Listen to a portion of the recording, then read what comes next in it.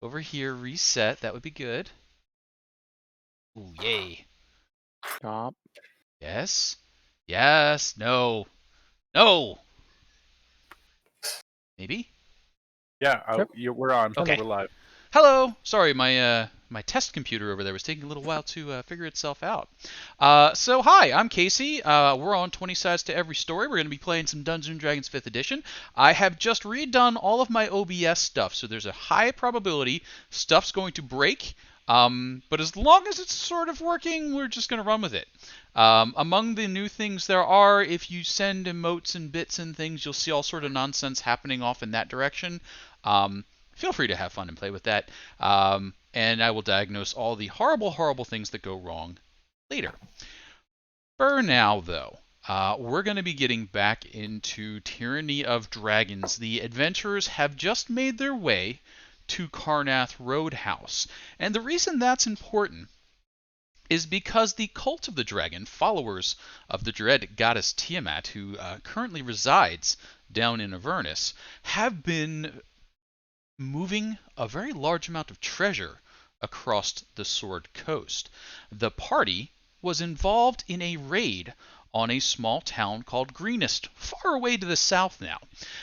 They, being brave adventurers that they were, decided not to run away, but instead head towards the town, which was being assaulted by dragons and cultists and kobolds and all manner of nasty beasties.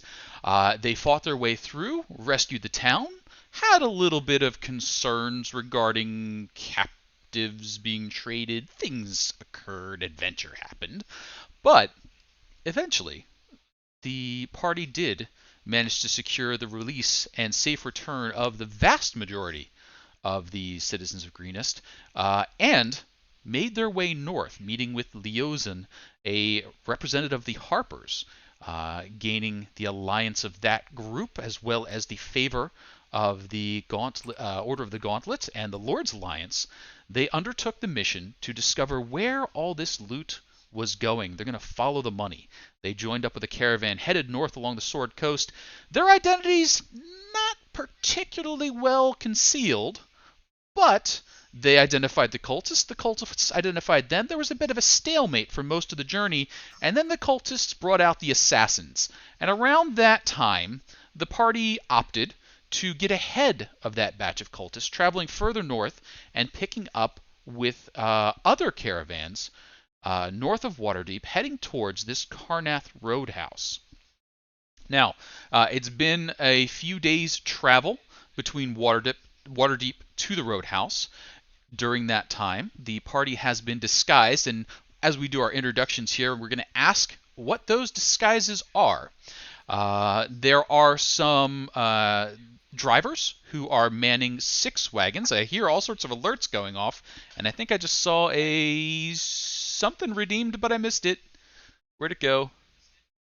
Everyone a reroll, so everyone please make sure you've got your inspiration marked down and deploy those as appropriate. So Post-it note is back. There we go. Post-it note. Get it up there.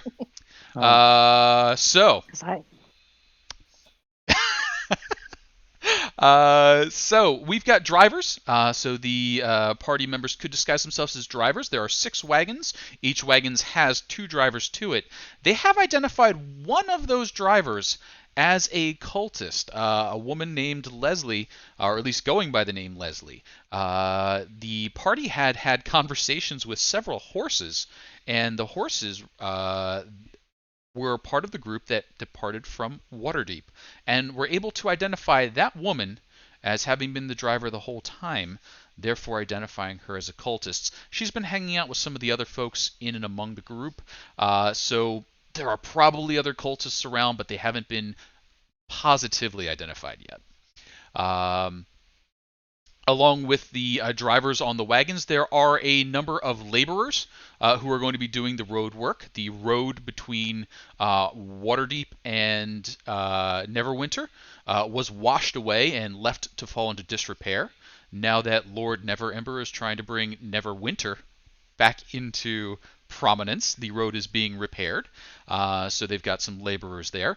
And we've also got some guards to protect the caravan as they travel, to protect the laborers as they work, and then to protect anything coming back. So, I will be asking the party members during their introduction whether they are disguising themselves as a driver, a laborer, or a guard.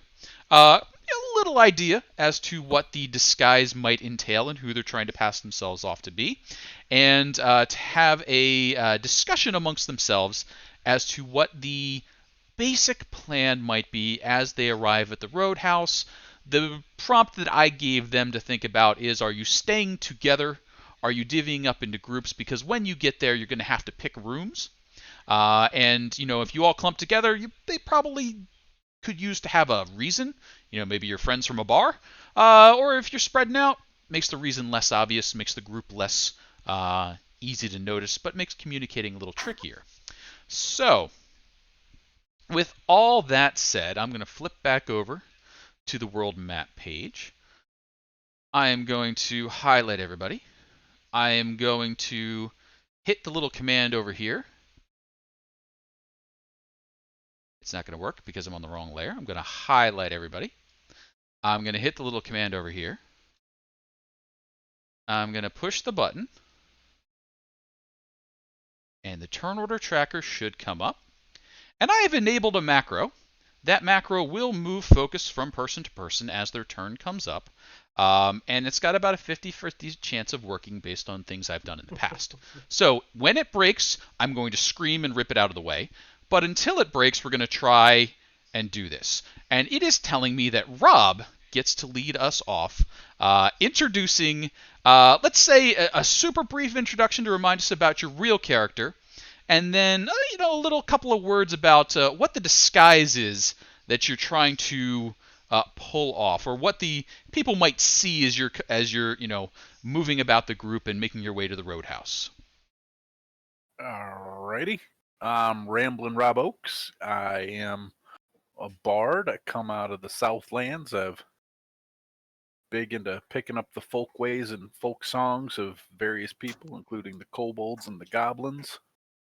Starting to learn a lot about orcs. Um, got a little bit of an interest in that. And I am a bard, fourth level bard, College of Lore. Rob is trying to get a job as an escort slash guard, and he doesn't look like my token there anymore. He has cut his hair short. It is blonde. He has shaved off the shitty beard. And Is it he blonde has on blonde? it is blonde on blonde. That actually was originally going to be in here, but I decided to leave that out because I'm going a different direction here. Huh. I've added tattoos all the way up and down my arms that are in Goblin that mark me as property. I'm playing off as an escaped Goblin slave laborer, and I go by the name Gordon Heavyhand. And I will be playing a little bit more taciturn and shy than I have been in the past. So I'm just going to pick up a little bit of a worker's whistle, and that's it. But I will still have musical instruments. I just will not sing. Sounds So good. Now, Gordon, we'll wait till towards the end of the introductions to start talking about the groupings and the matchups and the plans. Anything okay. else you wanted to add before we find out about shows? No. Okay, I'm gonna Nope. hit the button here. I can't hit the button on that screen. Let's try this one over here. You hit the done button. Yeah, Ah, there we go. Ooh. Ooh, fancy stuff. That's Show. amazing. I am Shodara. I'm a half orc from a tribe of orcs and Goliaths, that a nomadic tribe that travels through the grasslands far to the south, to the north of sort of south of Greenest near the mountains. I am a barbarian, a path of the Storm Herald, and I have come out of my tribe to prove myself so that I may return to become a guardian of my tribe. I am not comfortable with lying or pretending to be anything that is not me. So this particular section of this journey is very difficult. My disguise consists almost entirely of a very heavy cloak with a heavy fur lining and a deep hood, and I try to keep my mouth shut. And I've hired on to be a driver because it is easiest for me to stay away from people that way. Sounds good. And well, we've taken almost everybody right out of their comfort zones in this Oh, campaign. and I'm going by Lara. Going by Lara, okay. Is about as far as I can go from Sholara. Just go with the second half of the name. Gotcha. The best disguise. Let's go ahead and try that done button one more time. Hey, Anrin, what's up? Oh, what's always up? I'm bored. I am a wood elf, very far from home, very far away from the original task that sent me so far from home. And the main reason I'm here is because my companions are here. I'm disgruntled. I'm not bothering to disguise that disgruntlement.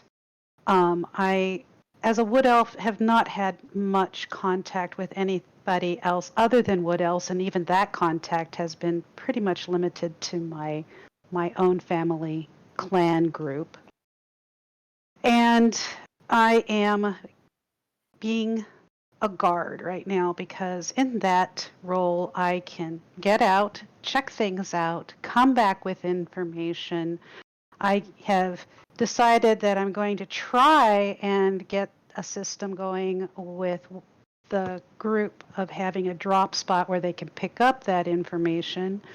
And otherwise, I'm not saying anything about who I am, where I'm from, what I do to anybody else. And the first person who talks to me that I don't know, which has been multiples at this point, they just get a stare and a flip of my cloak back over my face. So no communication whatsoever outside of the group. And that's my whole disguise, which isn't much of one at all. Sometimes intimidation works, though.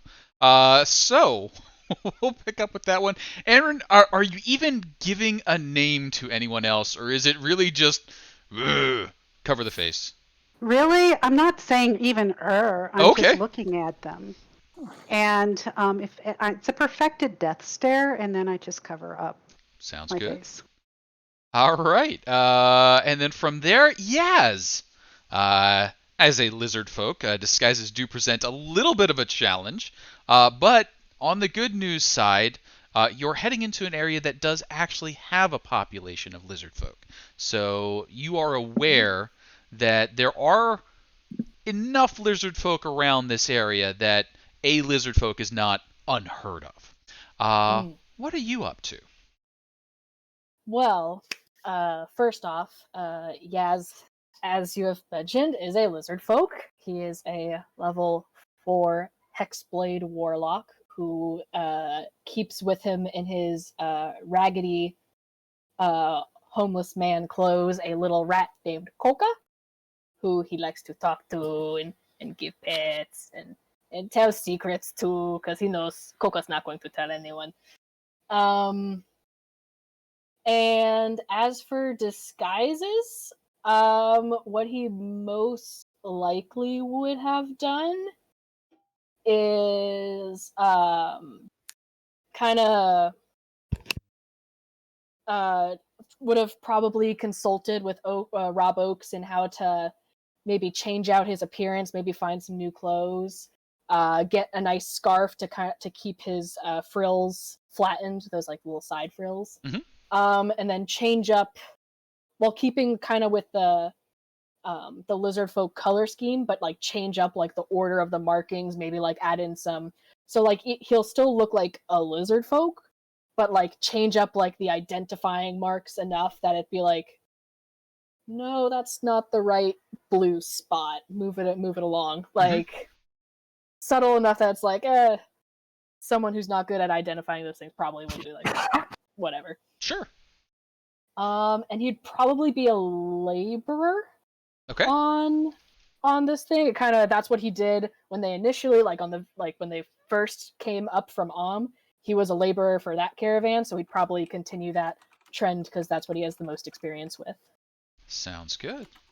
Mm-hmm. And yeah, okay. And yes, that'll lead us then into finish things out with Chiquito. All right. Well, hi. I'm Isaac. I play Chiquito, and Chiquito. Well, he's a warforged druid. You see, Chiquito has had a long time. It seems like ages since he's kind of been here. At the moment, he's uh, enjoying himself with the group. Really seems to be the only people he really knows and cares to know, really, at this time. And Chiquito, um, I don't know about the rest of you, but I might have went to town a little bit on my disguise. I I went and got myself a nice little hairy eyebrows. They're hard to see out of sometimes. I don't know how you guys do it, but got these eyebrows and I got myself a nice big goatee to put over my mouth. So if it's hard, I don't know. Can you guys understand me okay? Yeah. Yeah, okay, that sounds good. And also I got myself a nice big nose. I've always wanted a nose. You Interesting. have. It's a bit heavier.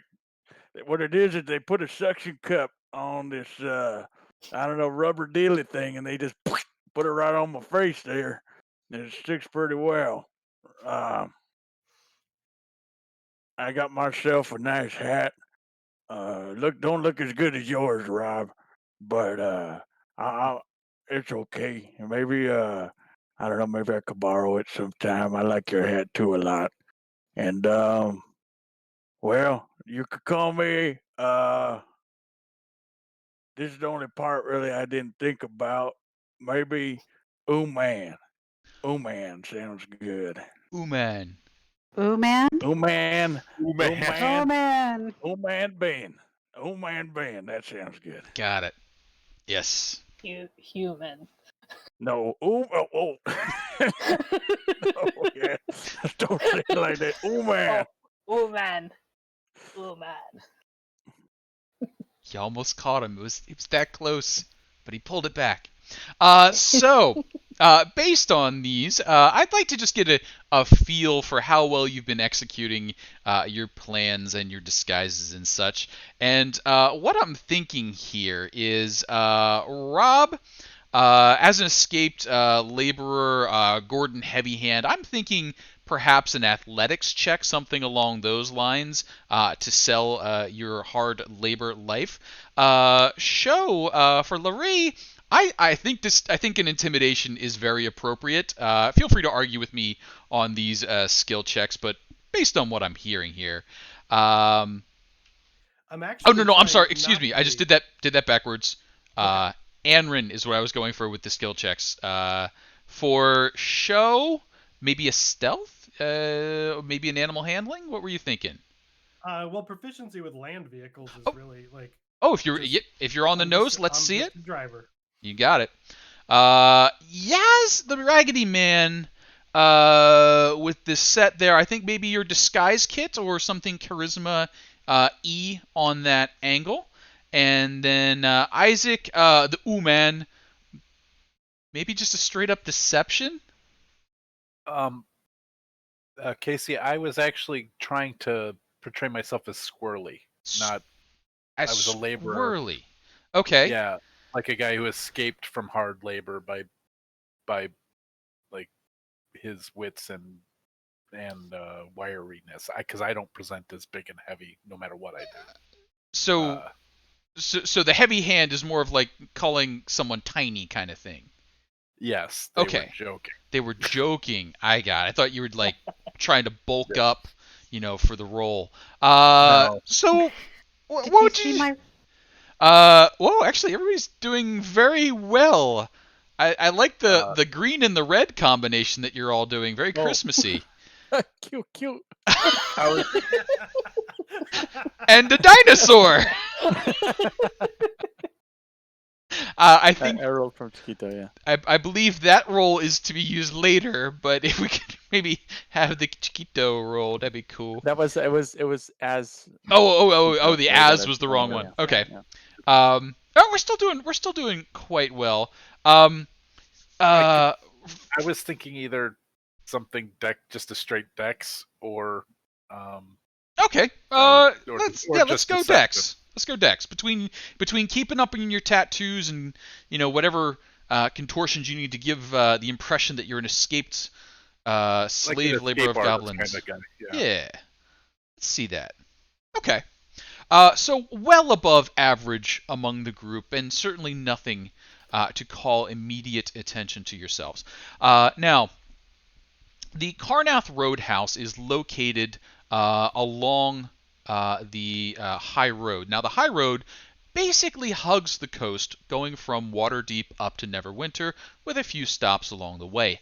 However, a seaside swamp known as the Mere of Dead Men occupies a large swath of land along the coast, and for that portion, the roadway nudges more into the Sword Mountains, staying higher up in elevation to avoid the nastiness of the swamp and the morass there, basically cutting its way into the mountainside to establish a stable roadway. And that is where the Carnath Roadhouse is located. So even though it's coming into summer, you're towards the end of spring at this point, the elevation and the northern travel has got it so that you can often see morning frost and maybe a little icing over on any exposed water that's left out overnight. It is brisk, not deadly cold. Down closer to the seaside, of course, it's quite a bit warmer and quite muggy down there as well. But where you are, a brisk chill in the air due to the elevation. Therefore, the roadway winds quite a bit as it hugs the mountainside, bouncing in and out, to stay at roughly the same elevation rather than climbing and falling and put an extra strain on the horses. As you approach the roadhouse, you're able to see something that looks a little like this. Blink, blink, and zoom out. Whoa. Ooh. And you should see a big old looking row house. Now the roadhouse is basically a fortification. It is a stone outer wall that's raised up to offer security and lodging.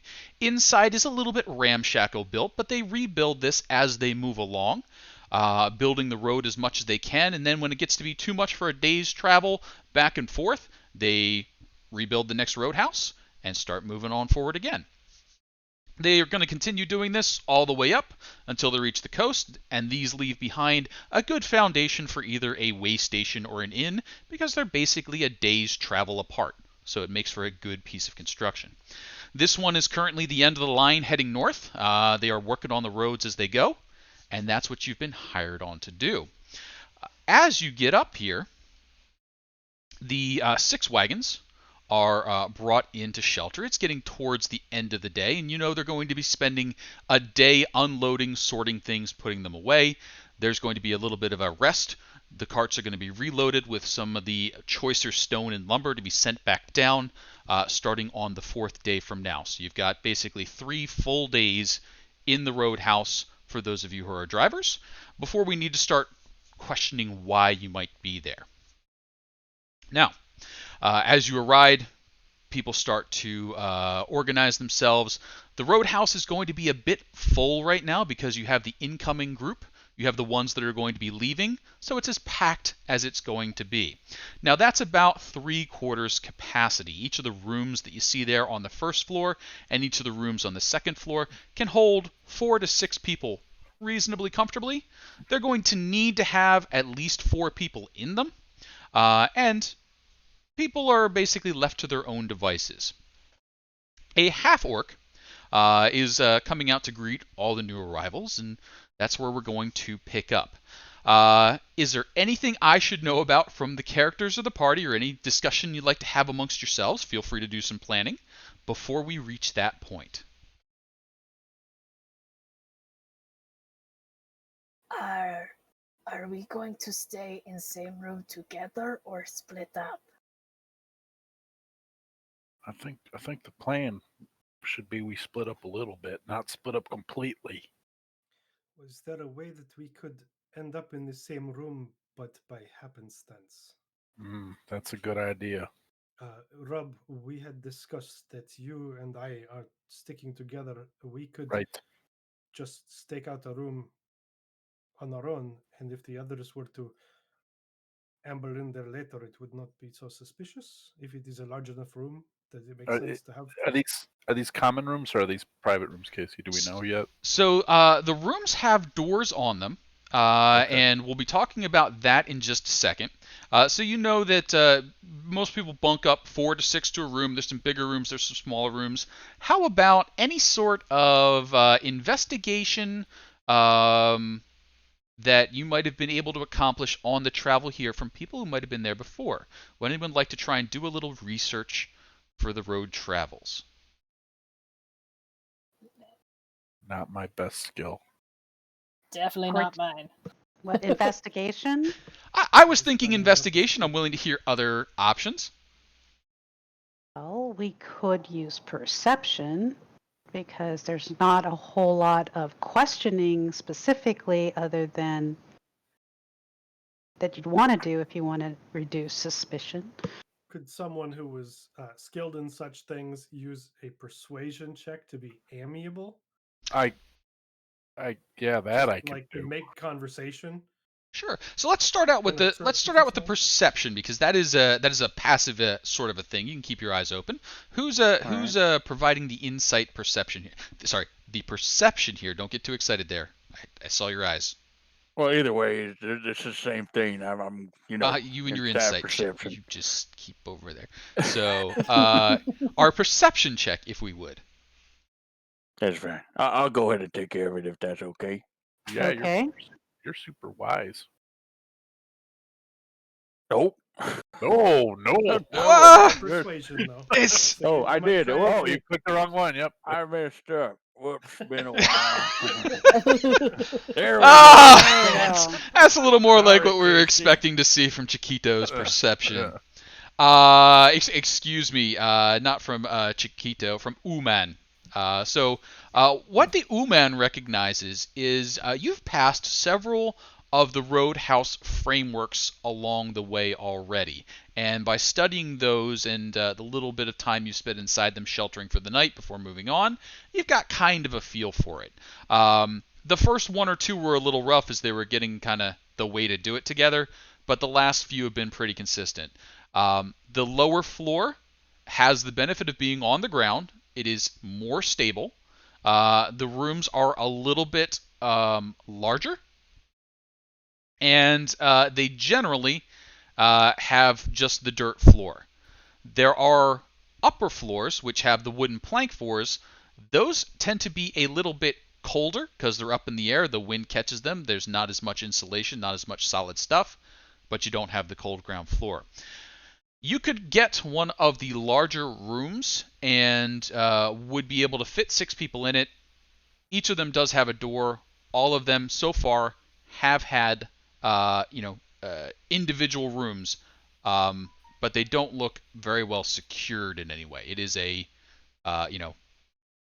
just a door with a latch on it. I kind of like Show's plan. Like, I mean, people have already kind of assumed we're together, so why don't we just grab a room and then you guys just sort of nonchalantly, if I can impress that upon you, just sort of, hey, got room, and we'll just, play it that way. I think that is good. I think perhaps we go to, I want to say, like the furthest room back and just grab that because it is least likely for others to wander into. This one here, then? Or on Uh, the ground floor? I would think ground floor is warmer.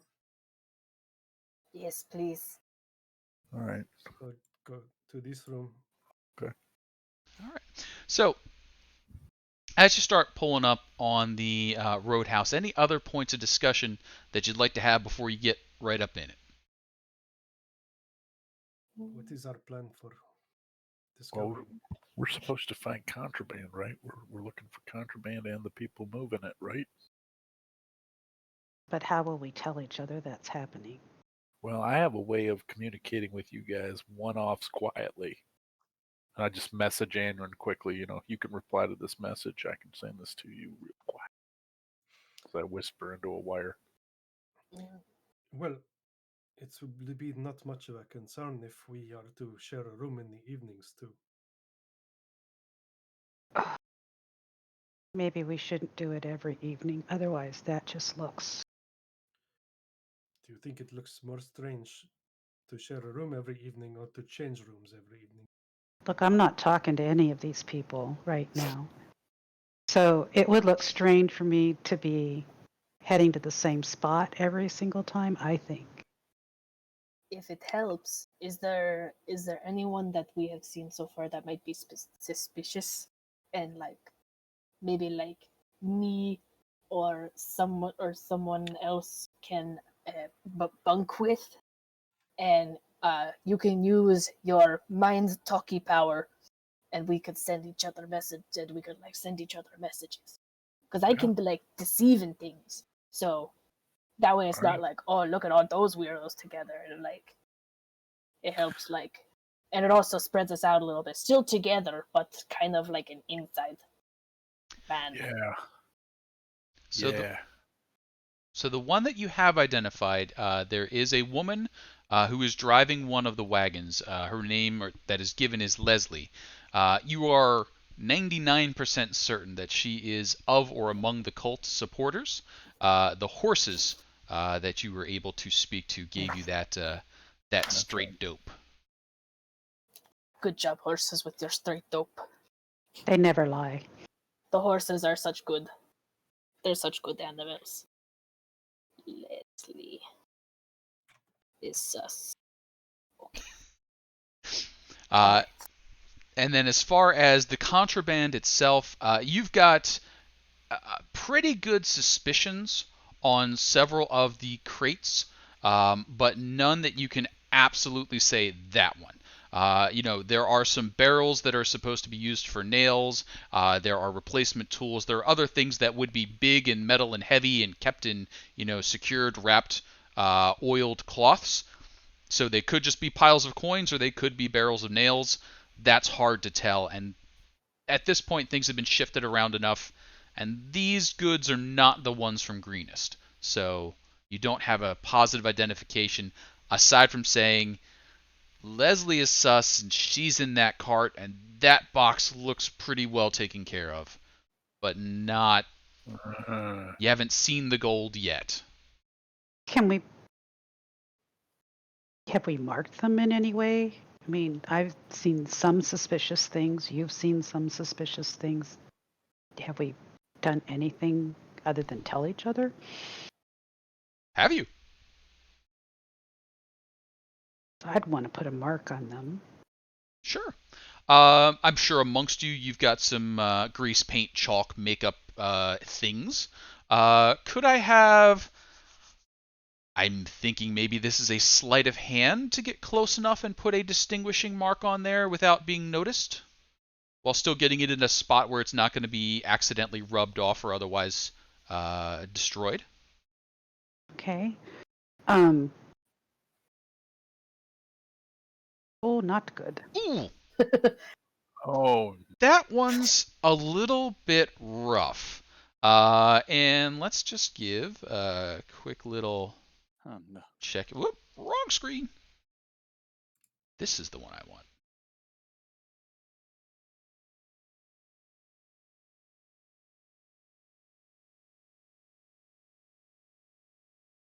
Fortunately, Leslie was paying a little bit of attention, and as you start rummaging through the stuff, she's like, "Hey, hey, hey!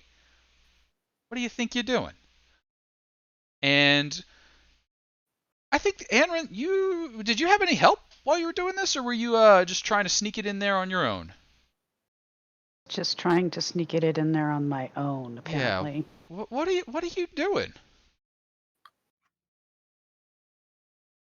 Just going to hold up the called brazening things out. I'm going to just hold it up and draw a little smiley face and say decorating. And so she's like, no, no, no, what? No. I mean, you're defacing company property in front of one of the drivers, so I'm not sure what we're gonna say here. Is there anything that you have that you think is gonna get you out of some sort of confrontation here? No, Okay. I'm not.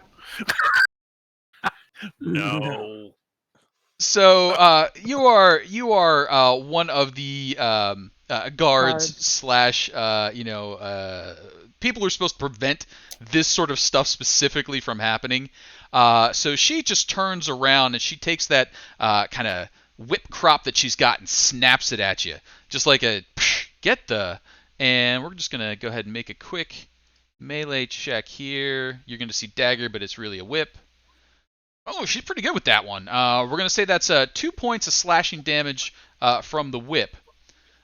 Okay, so I'm not going to display that I could actually use Dex to get out of that potentially, Okay. but because I don't want to, I'm just that'll give me a good reason for like saying, "Ow!"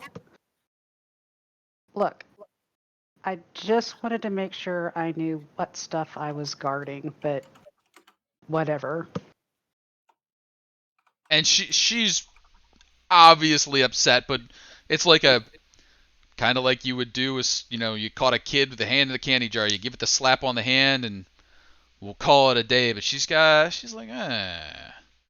She goes back and she looks over and she checks her manifest and rubs out your crazy smiley face and makes sure nothing else is going on in there. But the two of you have had words, which is a little bit odd because you haven't had words with anyone else. So, Well, I had to answer her. so the two of you not so friendly at the moment. Now, anything else that we'd like to attempt, or any other attempts on the goods before we reach the roadhouse? I can give it a go if you all really want us to look before we get there. Look for. To find out more about what's in there. Or mark it. I don't know. I'm willing to give it a try. So I can't make myself invisible. That's a really good. That's a really good way to not be seen. Yeah. Also, a strange thing to happen inside a crowded room. Well, are we in a room? We're on the trail yet. So you're on the trail. You're coming up towards the Oh, roadhouse. You got your okay. day or two left. And this, I would say that your attempt to mark happened when you thought everyone would be distracted. So a mealtime, things are in the move. But she's definitely watching, probably more intently than a driver normally would. If Rob goes off to use the bush, and when he's out of sight, disappears for a bit, he's not so suspicious. I mean, we don't have to do this. If Anrin's seen it, then we know what it is. I mean, with marking it, it's good. But if it's something you can identify, then I think just give us a good description. Then we don't have to take any risks. Looks like every other barrel. Yeah, Wow. they're company barrels. You can identify which ones obviously aren't treasure. The one that's got the pickaxe handle sticking up out of it, those are just chunks of wood. But the ones that have got the nails, that have got the mortar mix, that have got the other stuff that's just big heavy barrels that have to be sealed, otherwise you got goo everywhere. They look the same. Yep. All right. Well, then maybe we ought to do this. All right. Well, I can turn myself invisible and kind of creep over there and see if I can get a little bit of a mark on it.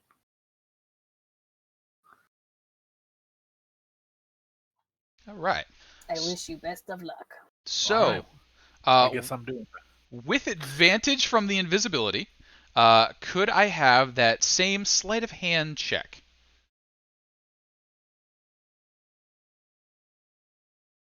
Oof. That's not fantastic. So let's No, let's just flip back over here. I should have used inspiration. Where? And I think But what I did Any think of it. boops? Maybe little Too boop late. next time. We were out of reach of booping. yeah, Oh, my. they are on alert, it seems. And as you break out the chalk and you Persuasion? persuasion. I don't want to be an invisible persuader. Oh, Oh no! Hang Oh. on. Maybe we're not as good as we think. There you There we go. All right. oh. That's a 20-point swing. Good call. Good Jeez. It's call. that strong persuader fallacy there. So basically, you go to walk up and you can hear a little conversation going like, Tiamat is amazing. And you're like, I haven't given much thought to my worship of Tiamat recently. But you get your little mark done. And you have identified a couple of the crates and barrels that seem to be garnering Leslie's attention. Now, most people don't talk about their history. Leslie's a little more open than most. And as she's going along, you did have overheard her with some of the things that you would suspect to be recruitment tactics for the cult. She talks about the injustice in the world, how, little people have to get together and rise up and that sort of thing. So she's in there, but you've made your marks. Anything else that we Okay. want to do before we get to that roadhouse? I'm gonna just sneak back and be done. You I got can it. Push the lock. All right. So, as you and Leslie, the other drivers, the guards, and the laborers all pile into the roadhouse, you can see it's going to be pretty full up. Most of the folks have taken the upper floors, leaving the ground floors more or less empty, so you'll have an easier time grabbing one of the ground floor rooms. Along with the rooms for individuals on the ground floor and the upper floor, this room right here in the northeastern corner, western corner, is reserved. Ardred will be taking that one. He's the leader of this little company. Down in the south, we've got a couple of stables for the horses, mules, etc., as well as some stable folk, mostly youngins down there. They're small and can't lift as much, so not as much help on the road crew. Downstairs, we've got a storage area. We'll talk about that in a second. And then upstairs, we've got a eating area and a kitchen. And then room on the ground floor for loading, unloading, everything. Bunch of hand carts, lots of pickaxes, lots of tools, everything stacked and arranged neatly enough. These are folk who work all day and don't want to have to deal with a pile of tools in the wrong spot come the next morning. As you arrive, a half-orc comes out to greet you. Hey, I'm Beauregard Gillick. It's wonderful to meet you all. Welcome to my roadhouse. Now, I got a couple of ground rules want to set down for you. First of all, you can call me Mr. Gillick. You can call me Beau. You can call me Beauregard. Don't care much. Nothing else. Second rule, storage area is locked. Only key right here. Everything that goes in, everything that comes out gets logged. If you have anything personal that is expensive that you'd like to stow, we can log it and put it away under lock and key for you. No one's going in and out of there. The rooms themselves, unfortunately, we had to take the locks off the doors. They were freezing shut, and people were getting trapped inside. Shouldn't be a problem come summer, but we're not going to go through the expense of putting the locks back in. So, if you have anything expensive, do recommend checking it. Next thing, no fighting. If there's fighting, we don't want to know about it. We don't want to deal with it. It takes place outside. If it takes place inside, you're going to get shot full of holes. Them folk. And he points up where there's a couple of guards moving about. Don't want to know who started it. Don't want to know who finished it. Don't want it. All right. Any questions on that bit? Nope. Good. All right.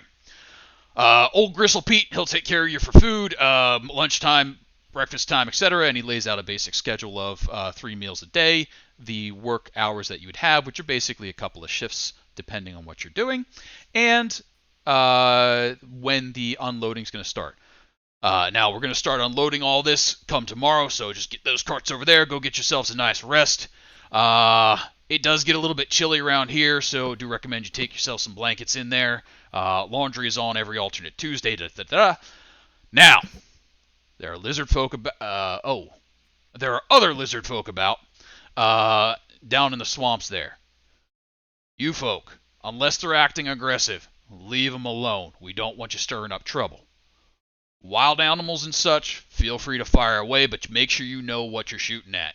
I don't want to hear that it looked like a crocodile and turned out to be a lizard person. Alright. Good rule. Yeah. We, don't need that kind of trouble. Now, anyone have any questions? Awesome. Go get some sleep, get some food, probably in the other order, and, see y'all tomorrow for some work. Right. And with that, he heads off to his room, which is on the second floor in the very top west, that little cubby up here.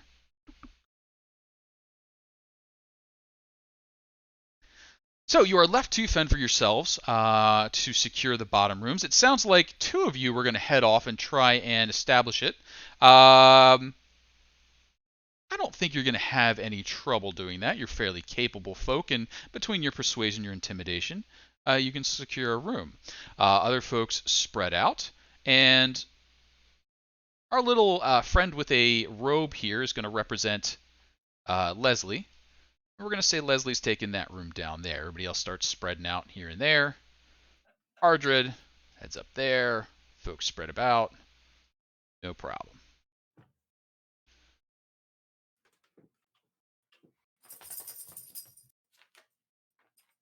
The goods are left out for the evening under the watchful eyes of the guards that patrol. And a little bit of investigation and just keeping your ears open, you realize that the guards basically patrol the roadhouse at night and just basically do a circuit around it as well as walking on the inside upper floor so they can see around. Come just a little bit after dawn, the guards will make a patrol out to where the workplace is. They will clear any trouble that's set up along the way. The laborers will follow shortly thereafter, bringing their tools and equipment. They will have a half a day's work. There will be a exchange that happens. Guards will come out. Other guards will go back. Laborers will stop for lunch. They will have the afternoon, evening of work, and then everyone returns and repeat the next day. On this first evening, what are you all up to? I'm going to go get something to eat and pretend I don't really know anybody very well. Oh, yeah, good idea. But Sure. I think I will also get something to eat and maybe just sit at like the next table, but close enough. Sounds good. I just heard a pew noise, which a player reroll has been purchased. So we've got some more inspiration Hey, thanks, Shady. scattered around. Yay, Thank you, thank Shady. you. So as you head upstairs, there are some people taking meals. It's a little past meal time. The light is starting to lose, but that's expected. You arrived about on time, so there's food set aside for you, which is basically a giant pot of food in a pot. More questions than that probably should not be asked. A gentleman who probably has a name, some variation of Peter, but goes by Pete, who looks a lot like he's made of gristle. He's got that kind of scarred, dented in look about his face and his body that shows that there has been fat there for a very long time, and the muscle has left and the fat's remained with that weird sort of denty bit. Not a lot of hair. A reasonable amount of grease for the amount of cooking he must do. He has a very fancy spoon. It's quite long. It's quite large. Some would refer to it as a ladle, but he does not. He chooses spoon. And as you head up, hi, welcome to the upstairs. So happy to have you. What can I get you? This? Happy to. And boosh, you get a big bowl of that.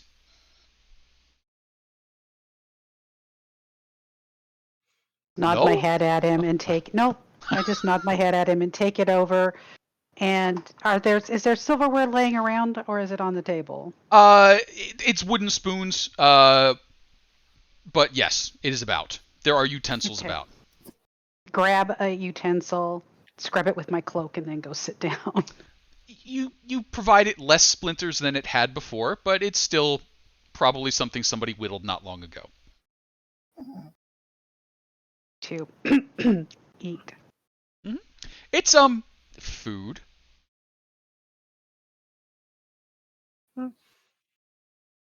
I'll move on up, get myself a little helping as well. Are you actually giving some thought to what you might be putting in your mouth right now? I am. Could I have a nature check from that? Now, as our lizard folk friend comes up, hi. Glad Hello. to serve you. Would you like some of this, Glurk? Heck yeah! Ah, I'm just good. and it's a big bowl of that. Awesome. You're trying to find some flavor in whatever this is. It either has all flavors or no flavor. It's in that weird state where your tongue's like, I just can't. Like you taste burn, if burn is a flavor, but at the same time, it's cold in spots. But not like cold, like it actually burnt your tongue. You taste burn, but then there's like, that peppermint? Why do I taste cold? And there are things in there. Many things. It's not vegetarian. So I gathered. I want to do a survival check, or is it medicine that I would use to check and try and perceive if despite the lack of taste or anything else, there's anything that I think is actively going to kill me. Sure. How about a medicine check? Let's see that. Oh. Okay. So you're like, I don't understand. You're like, in all my years, never. There's. Pretty sure that won't cure you. Yeah. I think it just so offends your palate that there's no point of reference. You can't think of things that make this happen. I'm doing the kid trick of pretending like I'm doing something with this food right now. Okay. And it's not another bit of it is going in my mouth. That's I don't trust it. All indications point to yes, you do not trust it. And with that, our lizard folk friend has been given a similarly sized bowl. Almost no reaction to the fact that you're a lizard folk here. Like, while mostly human in the roadhouse, not an eye batted at the odd shapes that some of you cut in silhouette. Now, Yaz as Oh, I never shared a name. yes, Yaz as laborer. Hisresseth the laborer or laborer. Hisresseth. Hisresseth. Sadness. Hisresseth. Hisresseth. You can Got call it. me Seth for short. Or Hiss. I will do that. And Pete gives you your bowl of thing. Um, it's a nice bowl. The Sounds good. spoon worked excellently. Like when he did that, like with it just came out as one like smooth. You could watch the droplet shape just fit the bowl perfectly. I'm gonna. So there's utensils around as well. Yes, there are sticks. I'm gonna take the stick and put it in the stuff as I'm walking away and see if it stands on its own. Could I have a dexterity check from you, please? Sure. Dexterity. Boop. So you give it a little and I mean you have to shift it around a little bit to maintain it. It probably wouldn't have stayed like if you'd moved normal, but you can keep it Mhm. upright. You can balance a stick in it. This is going to stick to your ribs. That's very true. Goes in for it. Blurk. Yeah. It's food. It's food. There was possibly meat in it. This might have been alive once. It might still be. I can't tell. But I've had worse. Question mark. Oh, you've 1000% had worse. You grew up in the slums of a city. You've had worse. True. This is just a very intimidating food. Question mark.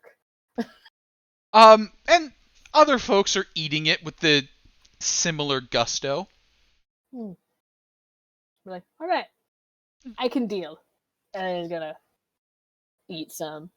He might look over at Anrin and be like, do you want I can help with that. I just hand my bowl over. So you get through your second dose, and actually there's a lot of difference in flavor between the two bowls. Like you would not have thought those came out of the same pot. I'm gonna spend some time just comparing the two, and he's just gonna be very distracted, like licking from one, and then like licking the other, and then like looking back at the pot and just kind of trying to process what's happening. Yeah, it's just that like this one has more of stuff, and this one has less of stuff. I'm watching Yaz. That I'm obviously not saying any of this. That's major experimentation. And I'm getting an idea here. So I'm hoping that Rob will come up.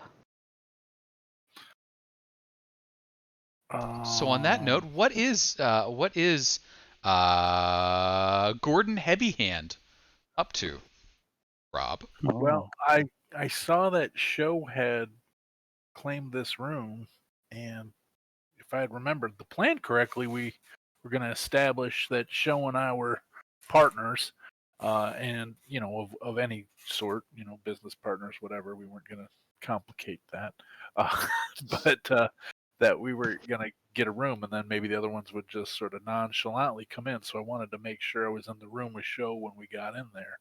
Sure. Um, And there's basically in that room there's the dirt floor. There's some straw and other stuff scattered about enough to pile around and then throw your bedroll or blankets on top of. And there is, it's not a chest, it's barely a box, but something to throw your stuff into to indicate that this is your spot. all right. Well, I'm gonna claim my spot, and then I'm gonna say to Show. I mean, like, should we wait in here until they come in, or try to eat some of whatever that smell is? It's probably a good idea to eat something. All right. All right. Before Well, we go, Rob, I made something for you. for me. And I'll go into my bag and I pull out a wrapped wooden thing. And I unwrap it, and it's a very intricately carved lute neck. With the head of it is a sparrow's head. Wow. It's carved out of the wood I bought from the woman selling the jungle wood from Chult. So it's real fancy wood. Wow! Did you I, make that? You made this? I did it. It took some time to carve it, but it turned out fairly well. It's good. I don't know how to make the hollow part. Sure, Except, but I can put this on my loot. I know how to do that. Um, maybe I do. I probably don't. I'm just talking shit. Um, but this is amazing. I didn't know you had this sort of skill. This is amazing. Thank you so much. I don't have anything for you, but oh, no, I'm that's okay. touched. I was working on it on the road. Ow. Oh wait, I did buy a dress for you, didn't I? I think I did. Yeah, I got fabric to have a dress made for you. Oh, it was all the multicolored fancy The silk. silk, yeah, All the yeah, squares of silk that survived out of the yeah, worm-infested yeah. wagon load. Absolutely. But I haven't taken it to a Did I take it to a tailor and have it made? I I You don't did. remember. I think you I did in did. Waterdeep. That's right. So I do. I'm like, this is crazy because I had something made for you, and then I'll go and rummage into the box and into my pack, and I'll pull out this dress that's been tailored for you. I'm like, oh, I saw you were hoping to. I don't know that you were hoping to, but I saw that you were interested in wearing some fancy clothes, and we had all that silk, and I thought maybe this would be something you'd want. And It's like at lovely. this It's moment, you're like tenderly exchanging gifts.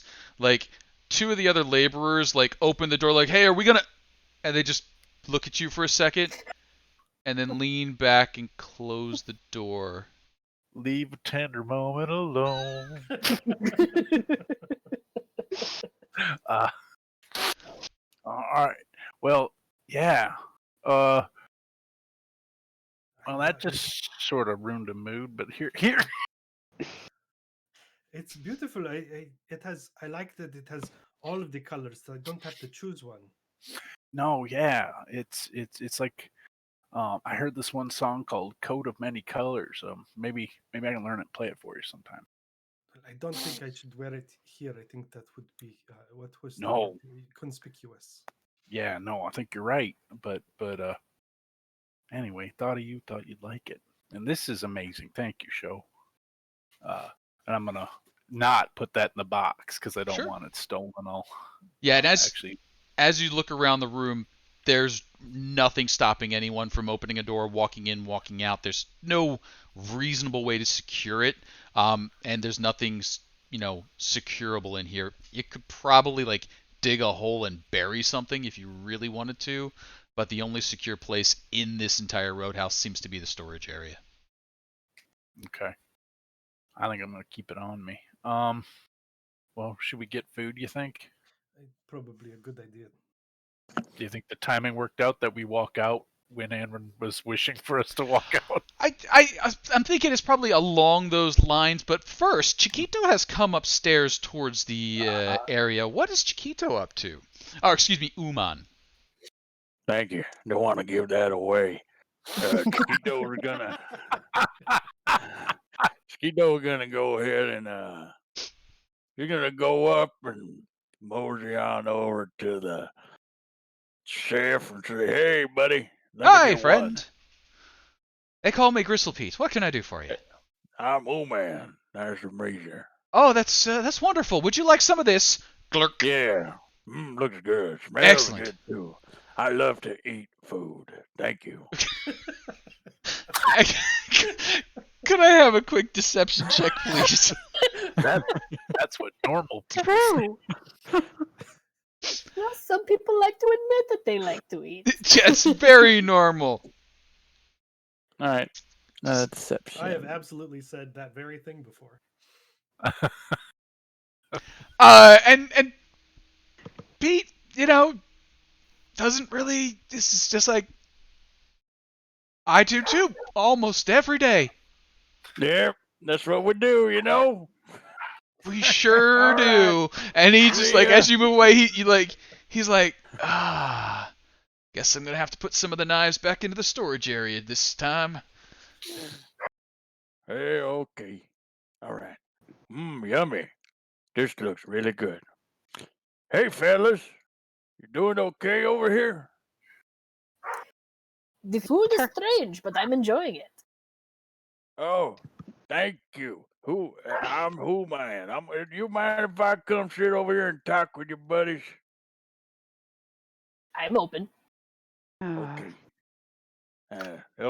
Okay. I'm gonna sit right here. I'm gonna go ahead and say, "Oh, Aaron, it's me." I know you know it's me. Just kidding, Aaron. I got you something. What? Here you go. Here's some food.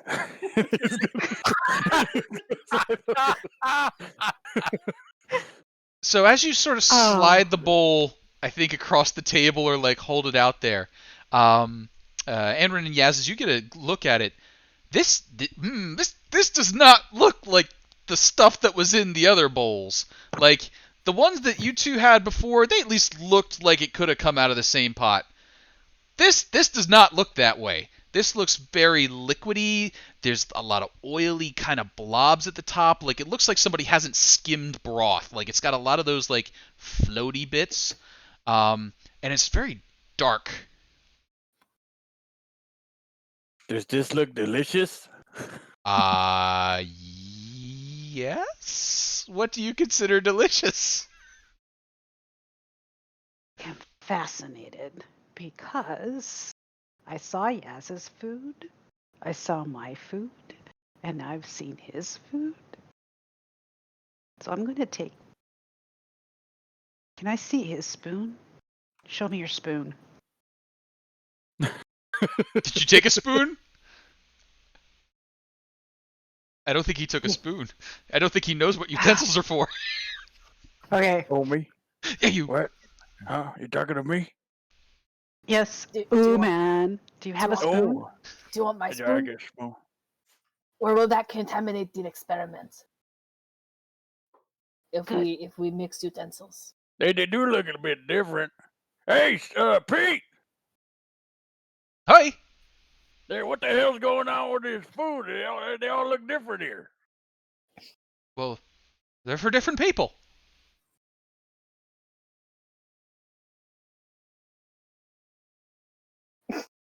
It's just like silence. Can't talk. That requires a bit of processing. So I'm looking at my chipped, nasty piece of wooden spoon and recognize this might be Pete's judgment, right? I'm going to use it anyway to reach over and try and eat Chiquito's food. So you take a little scoop and you bring it up to your mouth and you're like, this is almost pure oil and grease and fat. Like there's almost no meat in his. There's no vegetables, no herbs you can come up with. It's just like if you just like rubbed bacon grease with like some olive oil like on your lips. Like you're like that. That looks really good. How is it? You might want to try it. Huh? And I just push the bowl over there. I'd like to see you eat it just a little bit. I know. Come on, human. What for? Okay, you're gonna have to explain what it tastes like, though. I'll put it in this. Yeah, I have a chest, little compartment. I could store it in a bit and get rid of it later. But Just tell me how your throat feels after you swallow. How it feels. okay. Yeah. So Okay. you give it a little try, and I'm not even sure you have taste capabilities. But No. you do have some. You know, When I'm a horse. that's true. So in your current form, taste is a challenge. But yeah, it's actually it's very lubricating. Like that kick in your jaw that you get sometimes. You're like, oh, it Yeah. feels kind of nice. You know, it took Oh, away it does feel very kind of nice. That's coated good. a little bit. If you were to do this whole bowl, you'd probably leave a little mess behind on the seat there. I don't know that you're sealed in that way. But I used to be, but I don't know. I've been really haven't taken care of it like I used to. you get old. You sometimes have Start falling accidents. apart. You know what I mean? So, I mean, you might not want to guzzle it, but it's not you. I mean, you kind of maybe you would want to, rub that on a spot or two, but maybe not in public. It's good for, yeah, shine up my wood parts a bit. I might bottle this and save it for later. I have a feeling it was meant to Mhm. make you feel good. Cool. I'm not going to stay here because that would be just too obvious. I'm leaving. Bye. Have And a I good just night. leave. Bye. Okay, Bye. bye-bye. So you're sort of like standing up, and you get a look around, and there's where you're up above the storage room here, so you're on kind of the roof of the storage. There's another overhang above you, but you can see out in the courtyard. And at that time that you're standing up and sort of looking around, Rob and Sho are sort of emerging from their cubbies downstairs. Chiquito's sipping. Yaz has got 2 empty bowls.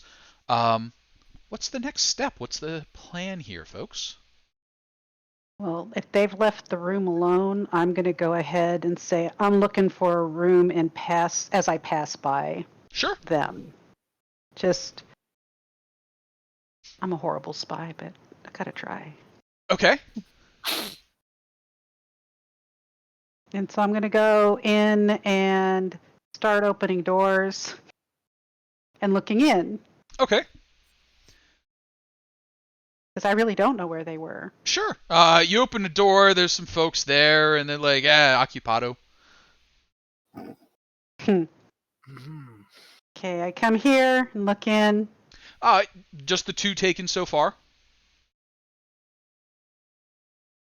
Hmm. And So we're not drop- in there, but Because Right. we're not you actually would in there yet. probably recommend. You would probably recognize our stuff. Sure. Yeah. I'm just going to go ahead and drop a blanket there. But I'm going to then go here and open the door and go and just look in. Sure. You start poking your head in the other rooms. They're starting to fill up pretty well. Most of the folks went for food first, and there's sort of a milling about that's happening. There are other people going upstairs and getting bowls of stuff from Gristle Pete. Does And anybody look overjoyed to see me?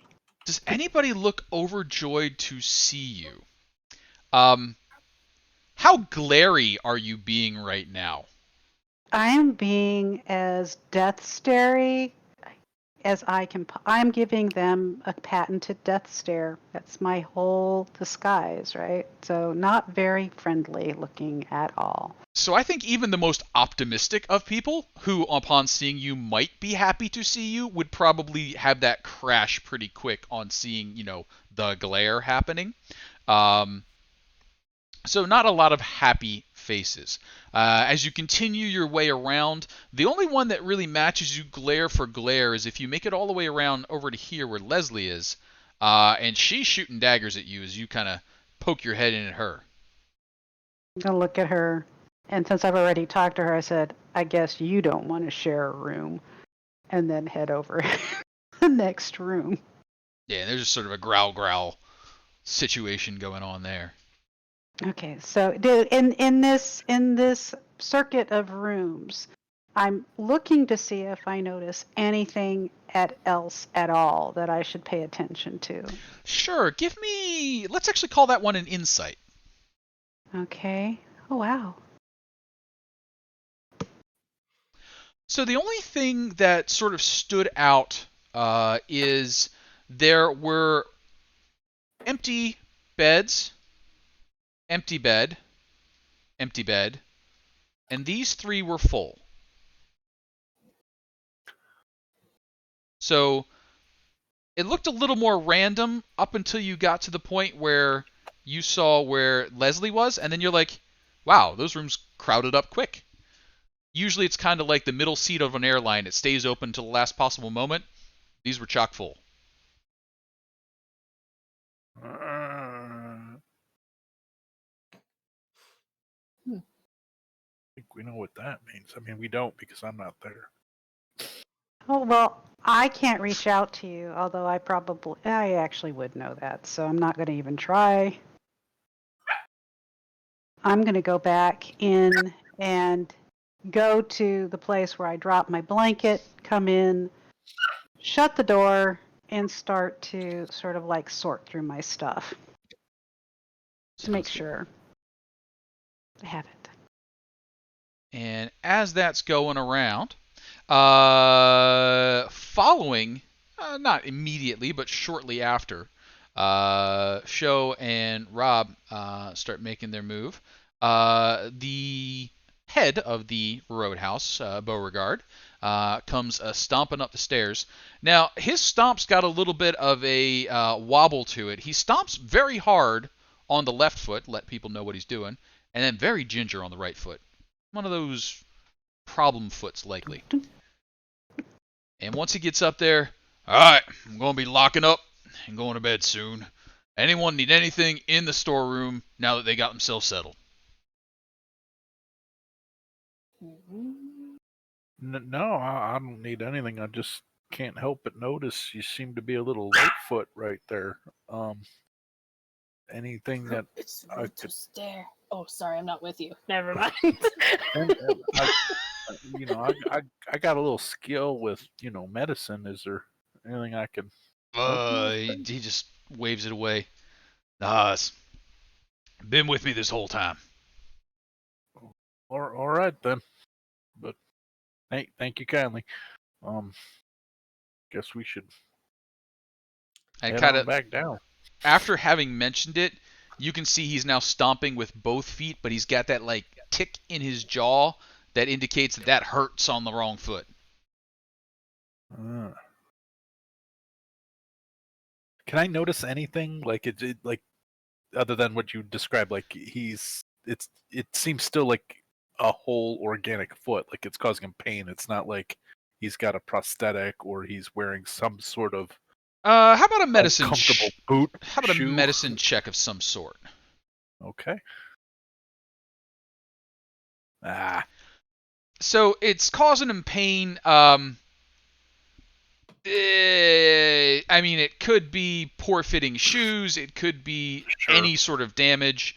You don't see anything unnatural about it other than that he was favoring his foot. All right. Okay. Well, then we should probably head back, I guess. So, huh? Oh, so shit, Laura. I'd be better at. Paul would suck at. Paul would suck at this, but Rob would be better at it.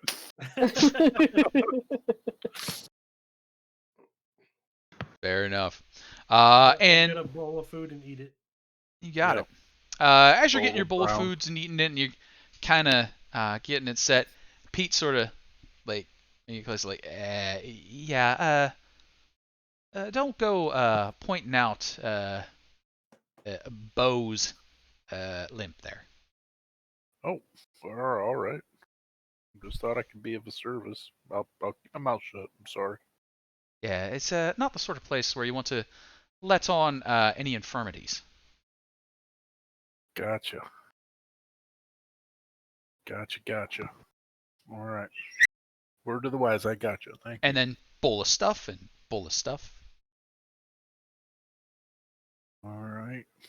I'm gonna eat this stuff and It's stuff. yep. I've eaten stuff before. Um. This may have been something someone else Stuff. ate before too.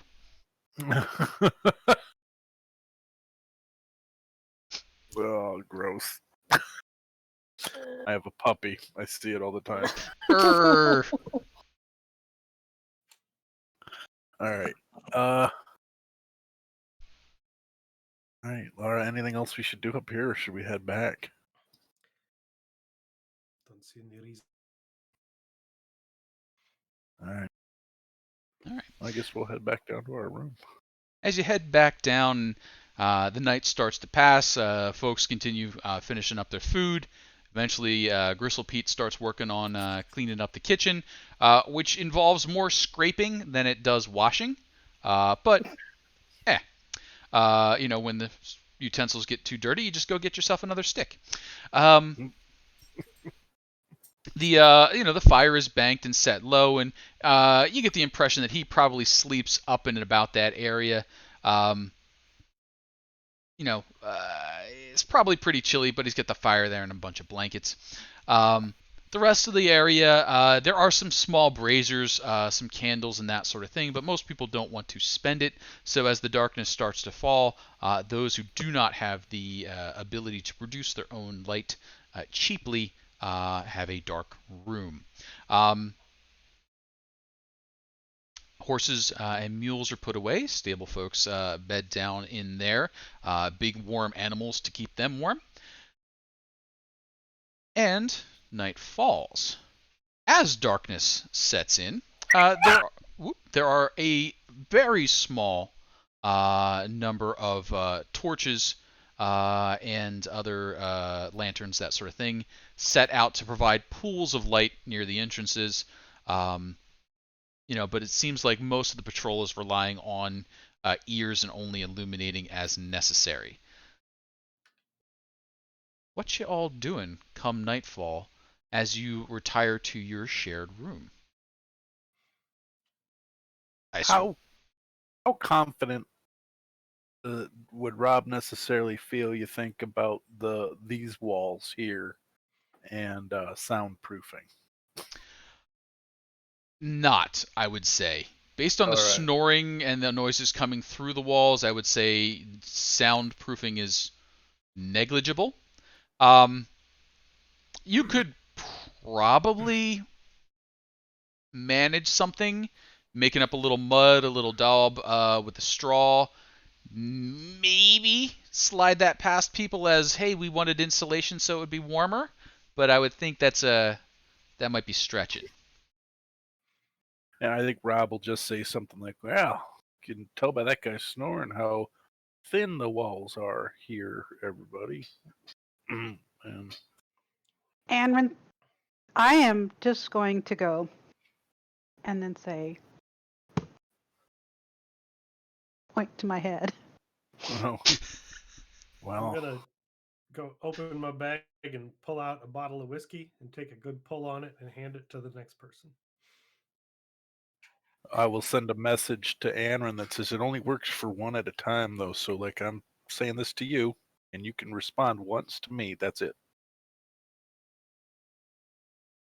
And I'm whispering it too, because it's not completely telepathic. You can hear it in my head, but I have to still whisper into the.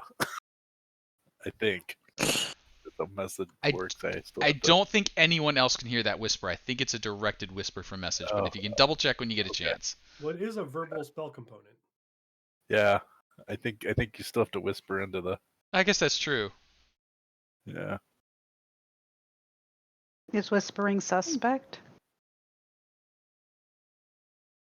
Oh, but it says but it says it's a whisper only I can hear. I guess you could say. I don't know. It's vague. I'm going to say since it's verbal, you are making some noise, but the noise you are making is unrelated to the message you are conveying. It so doesn't. Yeah. So okay. you go. Can I have it be more? Wah, wah, wah, wah, wah, wah. You're a spellcaster. You can flavor your spells however you like. However you want. All right. So. And that was my earlier message. So I have no idea really how this works for him. So I'm crafting this very elaborate mental image of what I've seen with all these people crammed into the center 3 rooms. But I'm also going to say they are all crammed into the center 3 rooms. All right, I'm going to pull the wire out again, and I'm like, by all you mean the people we're looking for, right? So then I'm assuming we think our goods are that way. Correct? And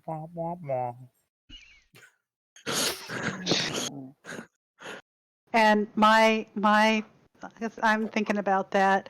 There are no goods in the room, and why doesn't he see that? Because I didn't put it into my mental image. So, okay, probably can't see what I'm thinking. Only people, no goods.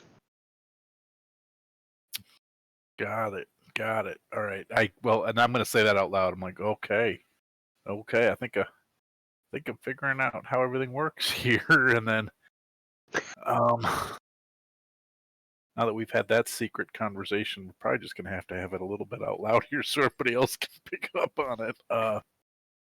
Well, we know. So wait. All right. Quickly, we know all the bad guys are in one place. We don't know where the goods are. I'm just gonna say that real quiet. Maybe outside. Where? No, I mean, they're in So that you- strong room. So wait, so you know that the wagons have not been unloaded yet. That happens tomorrow. So you know that the Okay. wagons are still tarped down, sealed. They're out in the common area. So the horses have been set. The wagons have been put aside. Come daylight, they will be unloaded. But right now, the wagons are still tarped down. Do we want to just try to hijack a vehicle and get out of here? Duke's a hazard. Let's go. I give the big thumbs up to that one.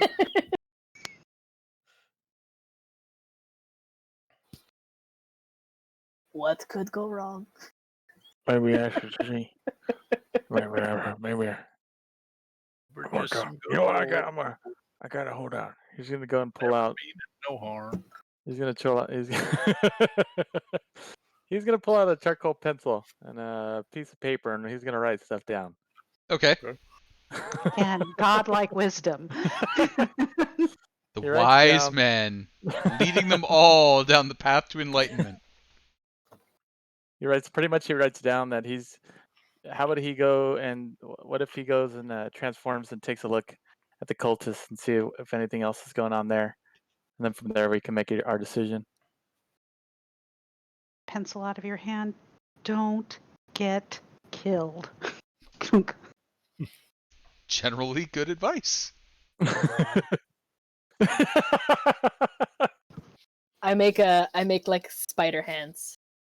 Like, Oh,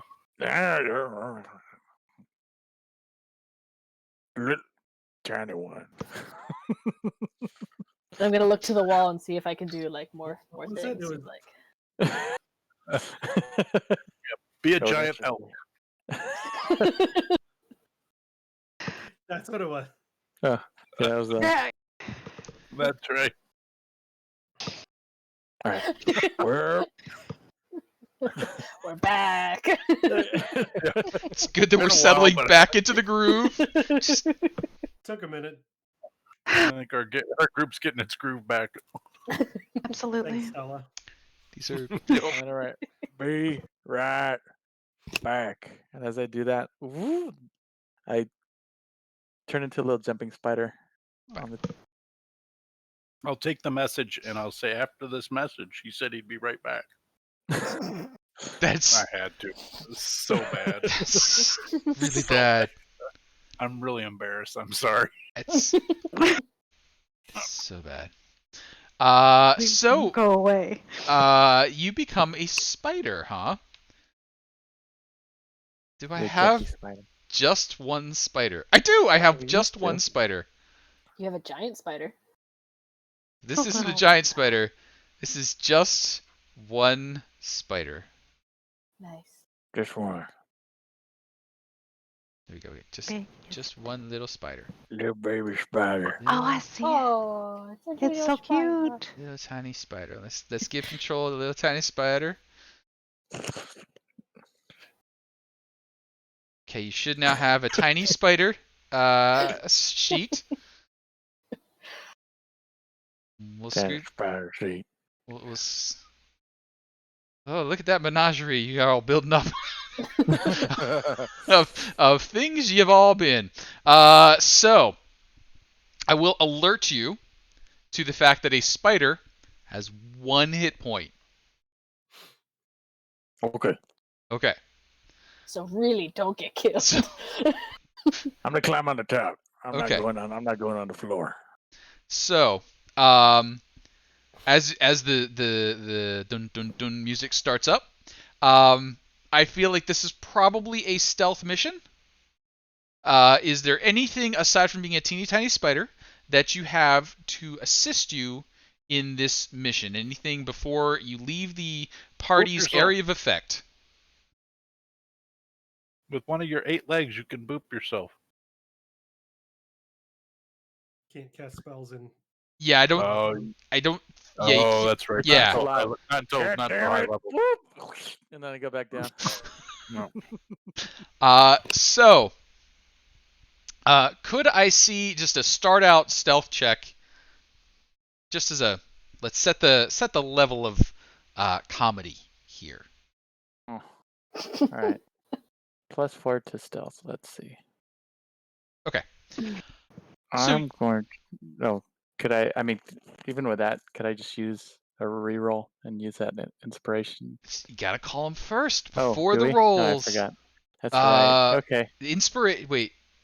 Are Can't call a are- reroll before the roll. wait. Well, we don't. Are the Casey chat doesn't things do inspiration or reroll. rerolls? Alex has changed them to rerolls in his games, but if they are inspiration in your game, then they're inspiration. You know what? We'll give it credit to the chat. We'll go rerolls. So you may reroll if you like. Okay. Then I guess I'll use the 21. That's not how a reroll. Okay, I see. Sounds good. So how We'll about go ahead. hit the Yeah, button we'll once reroll. more? We'll do it one more time. Yeah, well, you know what? I'll take Even the better 22. though. You'll take the 22. So little spider that you are, you set out in the great big world. And now, as a spider, you are roughly let's give you like your 2 to 3 inches. You are going to be traversing 50 feet. Now that doesn't seem like much to us big people, but when you're a spider, this is an epic adventure. So you have an epic adventure that none of the rest of them know about. But I'm just going to let you know. It's cold, it's desolate, the wind is blowing, the bugs here are enormous. You know, you've got all sorts of things going on. You see other tougher spiders looking at you. Like they're growing up on horse flies. You're just, a simple country spider. But eventually you make your way to the other room. And you find Terrifying. mixture of humans, primarily getting ready for bed. What are you doing? So I find myself here. Is that where you said Yep. that I? Yep. Okay. I just want to take a look and see who else is there. Sure. So there are 4 individuals in this room. Leslie is the sole woman, 3 other human males. You saw them on the road up. You had suspicions about them. You have more suspicions about them. But could I have probably a investigation or an insight to see whether you can confirm could those go ahead. suspicions? You go ahead and stop right there. We know what I'm going with. Uh-oh. So let's see how well.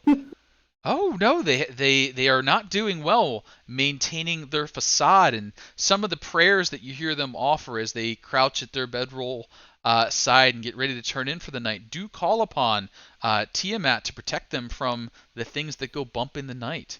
So you would believe that all 4 in this room are devotees of Tiamat. Which one is this? Okay. I'll This go ahead and. this Got it. one over here. So So I'll just kind of make a mental note of what they look like and whatnot. I'll give you a confirmation. 4 cultists in that room. All right. If I can, I will go to the next room.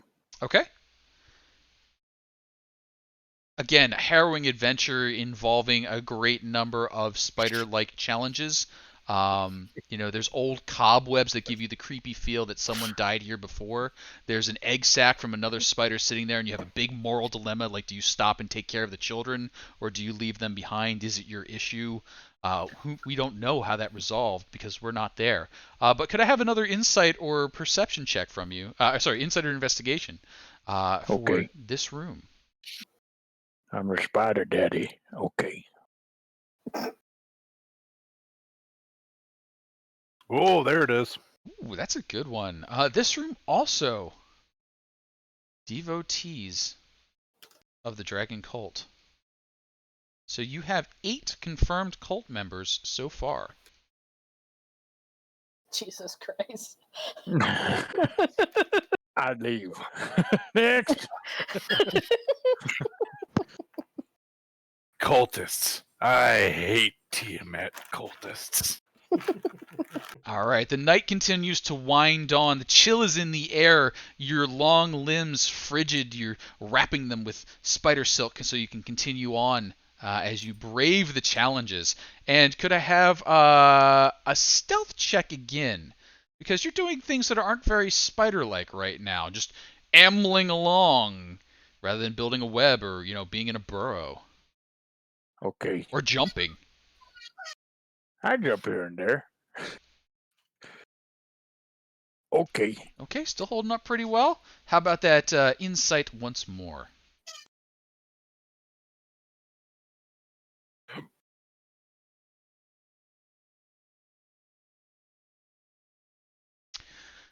This crowd could go either way. So maybe they've got some cult leanings, but they are not, something you can confirm or deny here.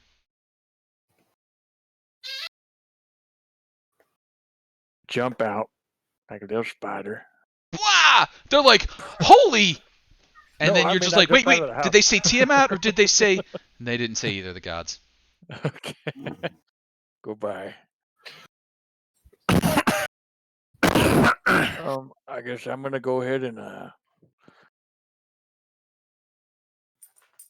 make my way back. Maybe I'll peek in, just look for a second. Okay, just sort of like peek in. It's a room full of folks. All the rooms are basically packed at this point, so all 4 beds are occupied. All right.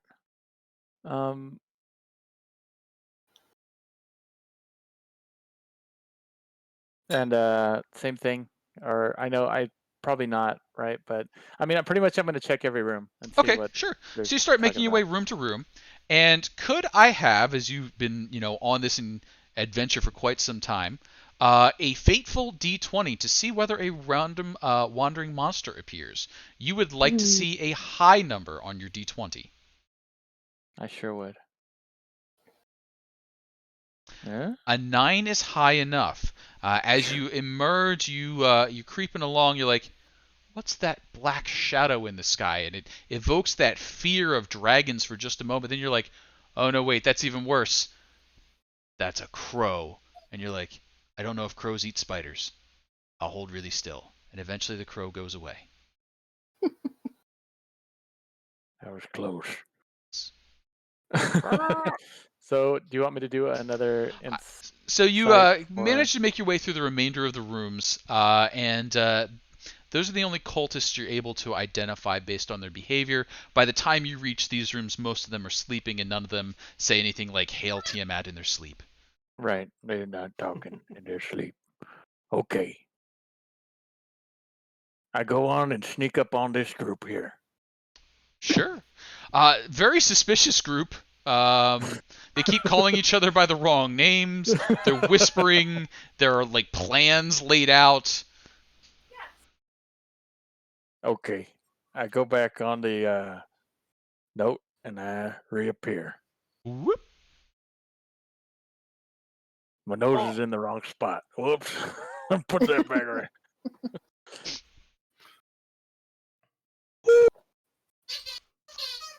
Well, then I go ahead and share everything that I said. There's a bit more than what we thought. Oh, I write it down. I write everything down. Several epic poems later about the spider's adventures. I tell them about how I became a dad and, and whatnot and all these things and how I took care of the babies. Yeah. Then there was a crow, and I asked if crows eat spiders and whatnot. But eventually, I get to the cultists. Man, you lived a life in those 5 minutes. Man, it's just crazy. He's disheveled, even like he's just like. How? Completely disturbed by the concept of the entire spider life. I'm not real certain about spider life cycles, but that seems like it would be a pretty epic adventure for a spider. It was. Even for a chiquito. So I'm relieved that you're back. And Yeah. at that, I realized I just spoke in my normal voice and go, and pull my cloak over myself and curl up to go to sleep. As long as Hard. you're here, Chiquito, it's less likely that I will do something stupid.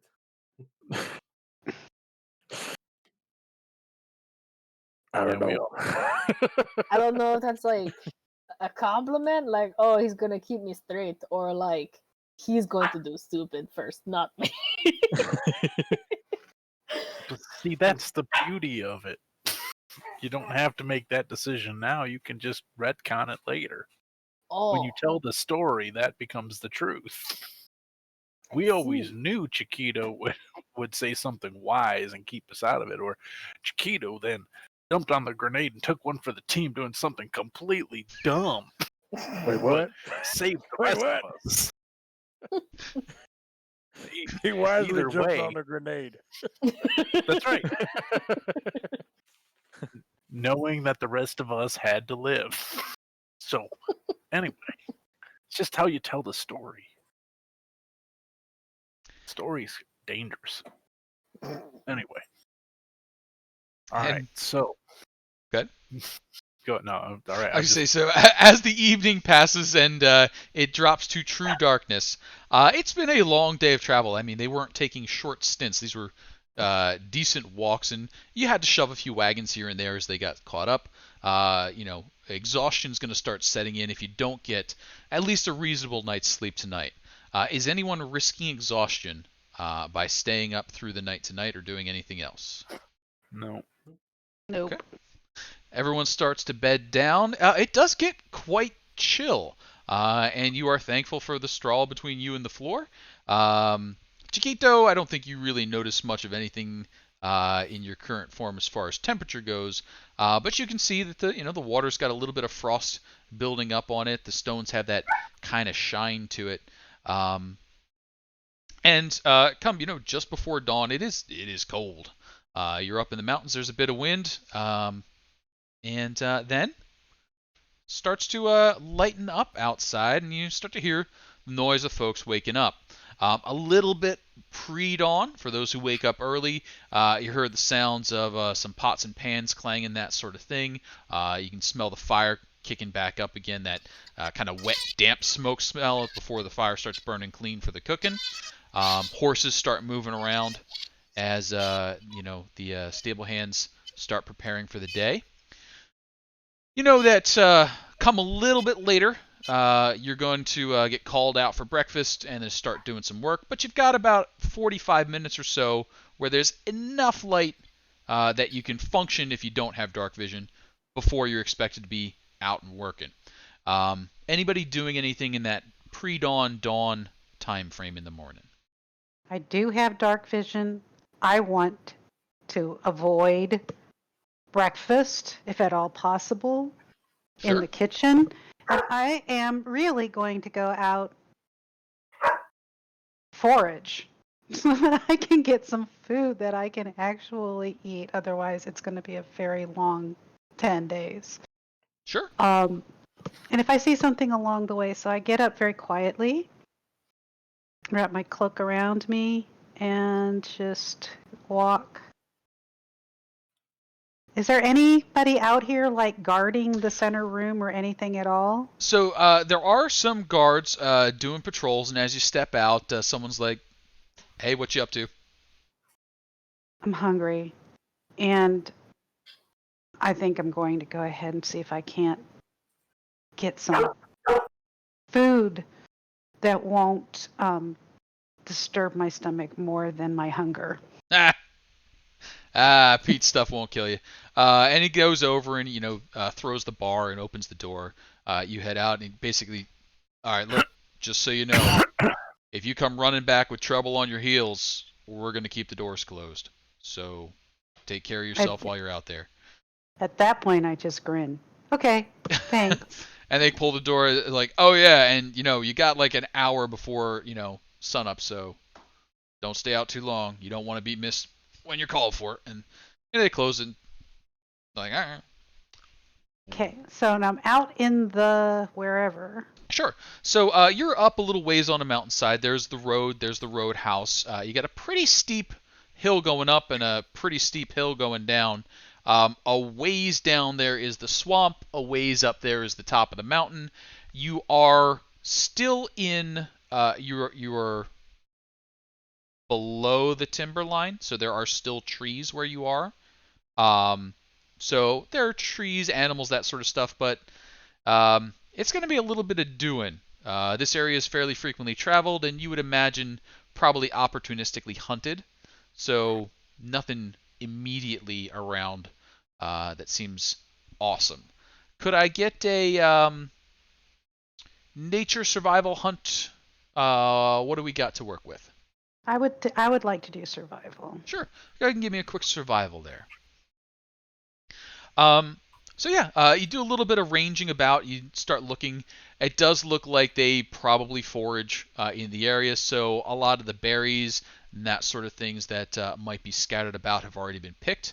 You do find a few that you're able to set, a couple of plants that you know to eat, and there are some animals about, but they're skittish. It seems like they've probably been, anybody carrying a sling that sees a rabbit sees dinner. So they know to Yeah, run. and I'm not that interested in killing any of them anyway.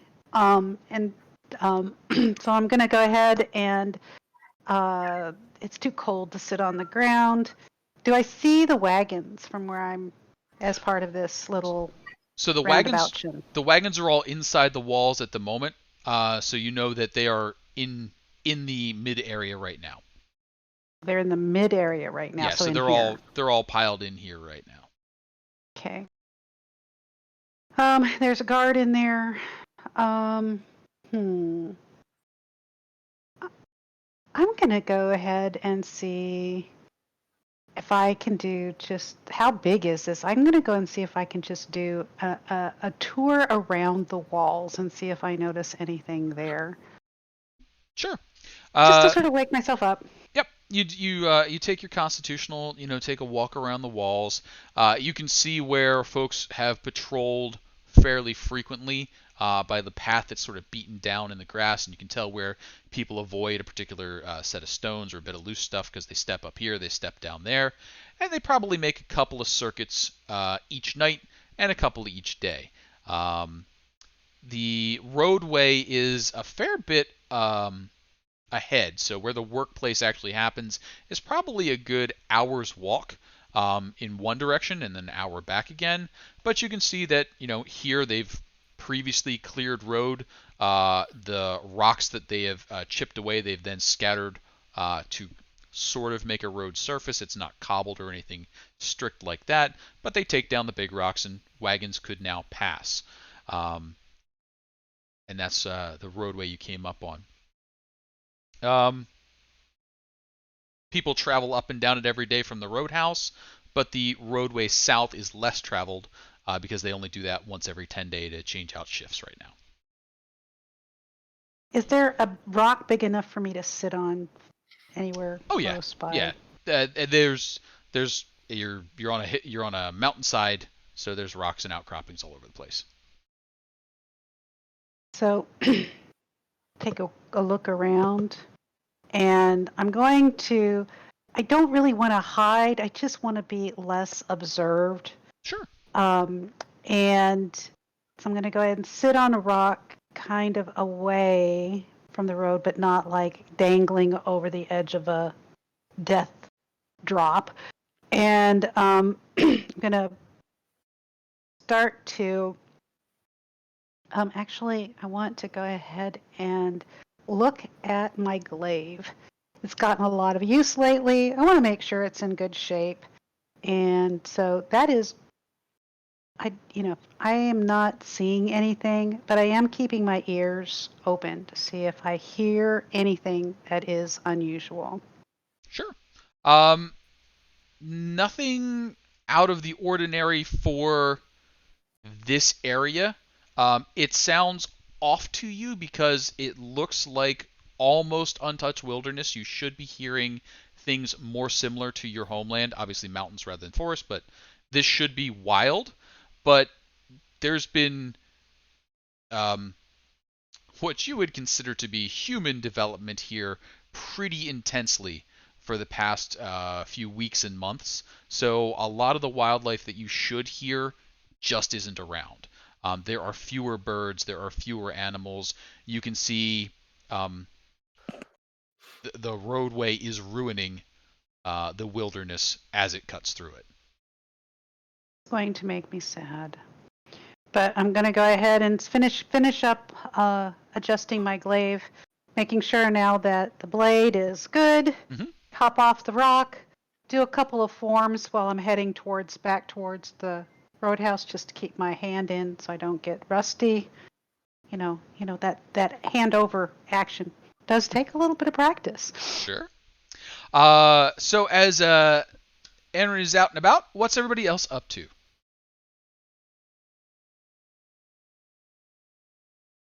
Really sleeping. Uh, Sleep is good. The elves have that 4-hour thing. Mm-hmm. I'll go up and help myself to some food. Sure.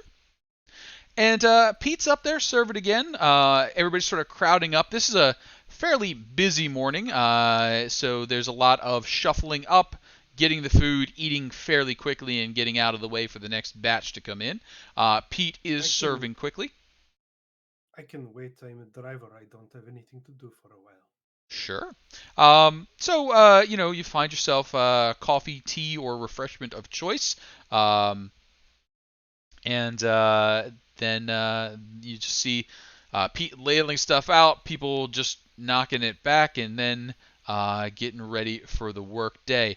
Laborers coming down, tending to their tools, making sure things are sharp and straight and such things. The guards checking their equipment, that sort of thing, expanding the perimeter that they're patrolling, preparing to head out for their morning march to the workplace.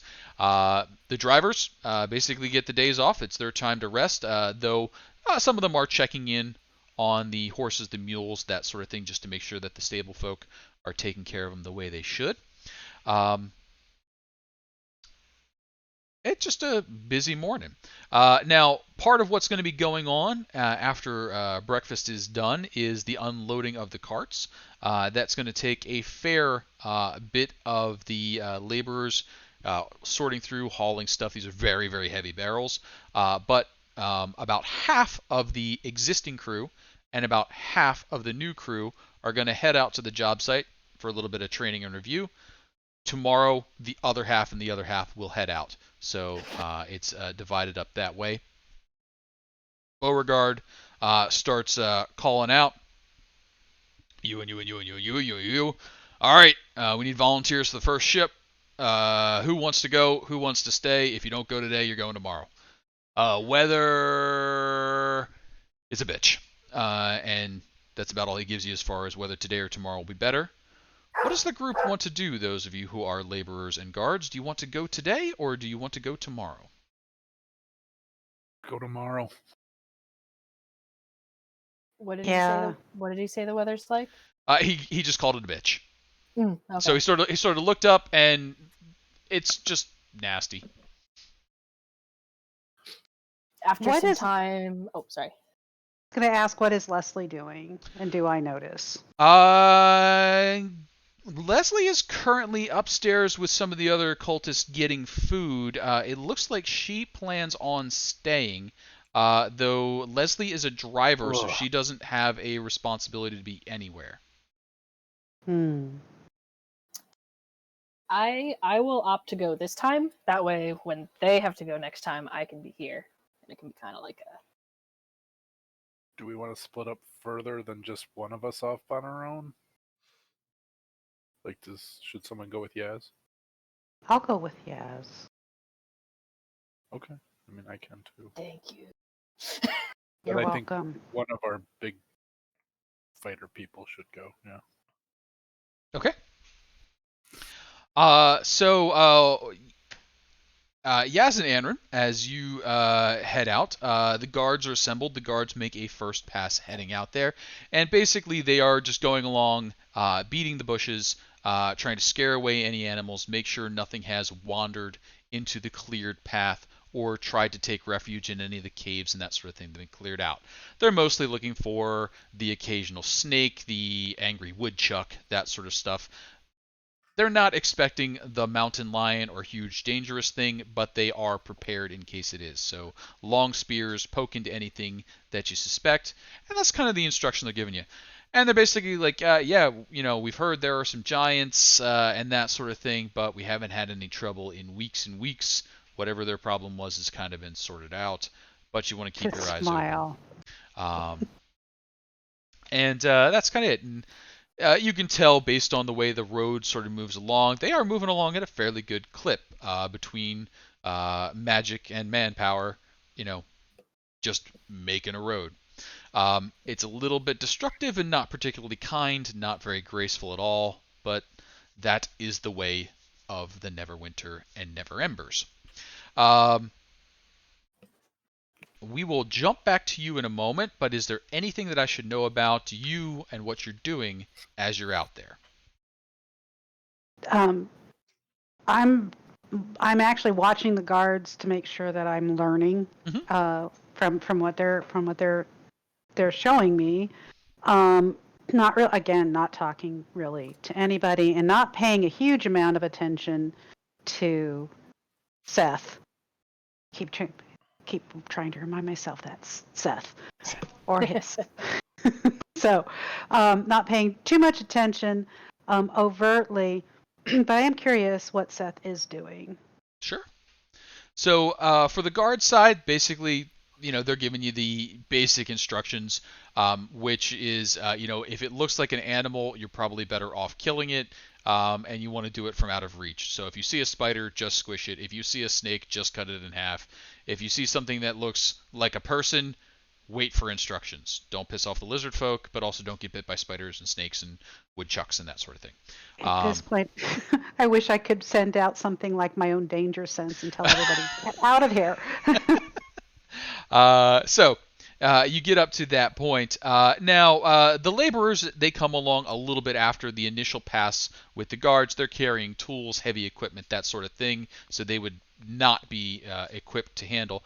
And Seth, you do get equipment to carry along with you. And since you are currently the untrained person, you just get a big sack of heavy stuff. And that big stack of heavy stuff is a combination of tar and rocks and that sort of thing that they need to do their certain job. Little pittons and such.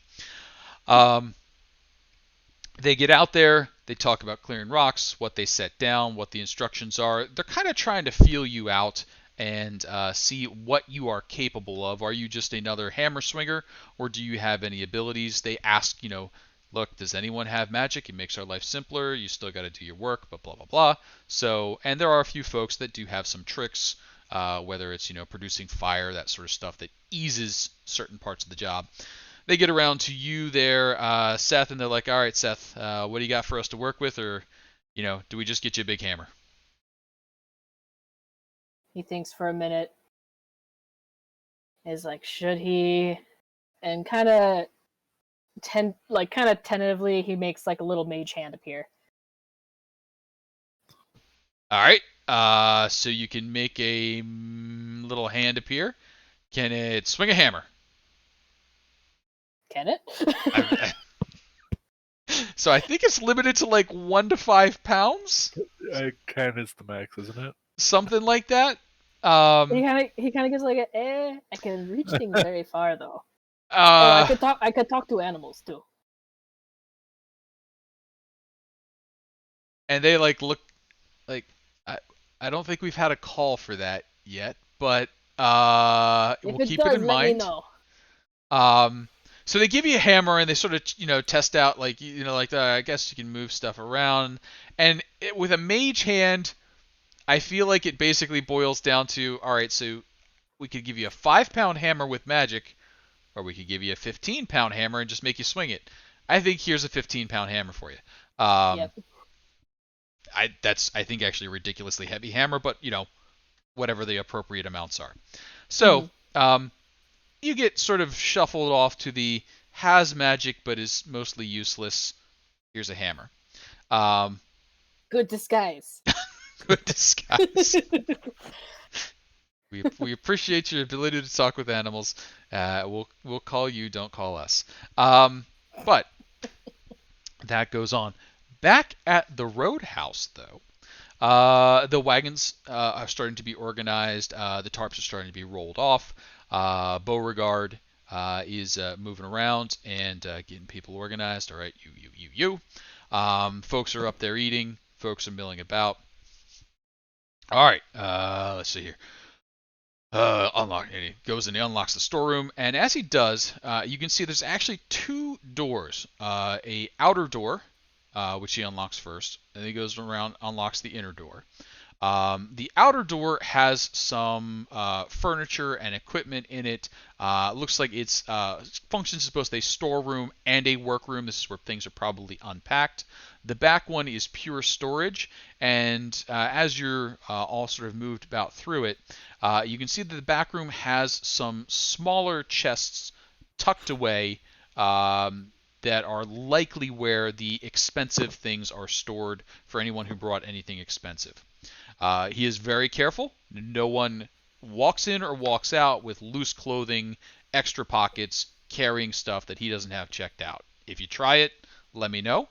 But he is very sharp-eyed that nobody's carrying anything in or out that's not worked through on his manifest. Everybody who's around, except for the drivers, are called down. They're lined up. All right, we're going to start carrying stuff in and out. Pass it along, pass it along, pass it along. So anything light is basically going to go bucket chain style. Anything heavy is going to be carried in one at a time very carefully. We don't want any accidents. All right, let's get to this. And everybody has stuff to do. They also use this as an opportunity to clean out rooms and that sort of stuff for the folks that are leaving. Wagons start getting unloaded. A couple of those suspicious chests start to come off. Where are all you trying to set yourselves up, and what are you trying to do as this is happening? I would like to be as close to the door as possible. Okay. To the storeroom door. Sounds good. And so storeroom door is right there. Bo is basically right there by the storeroom door as well, checking everything in and out as it moves through. Can you tell me the upstairs area, are those like half walls that you can see over, or are those full walls? Those are half walls that you can see over. Okay. So think of it more like a railing on top of it. In some of them, you did see, in some of the earlier ones, you did see that they were fully walled. This one just has the half walls. I'm just going to grab a spot up at one of the tables and sit back in a chair where I can watch everything, but really as a driver, I don't intend to do anything. You got it. That gives you a pretty good vantage on what's going on. So if you can go ahead and throw yourself up there. This is a spot check to where you happen to be sitting.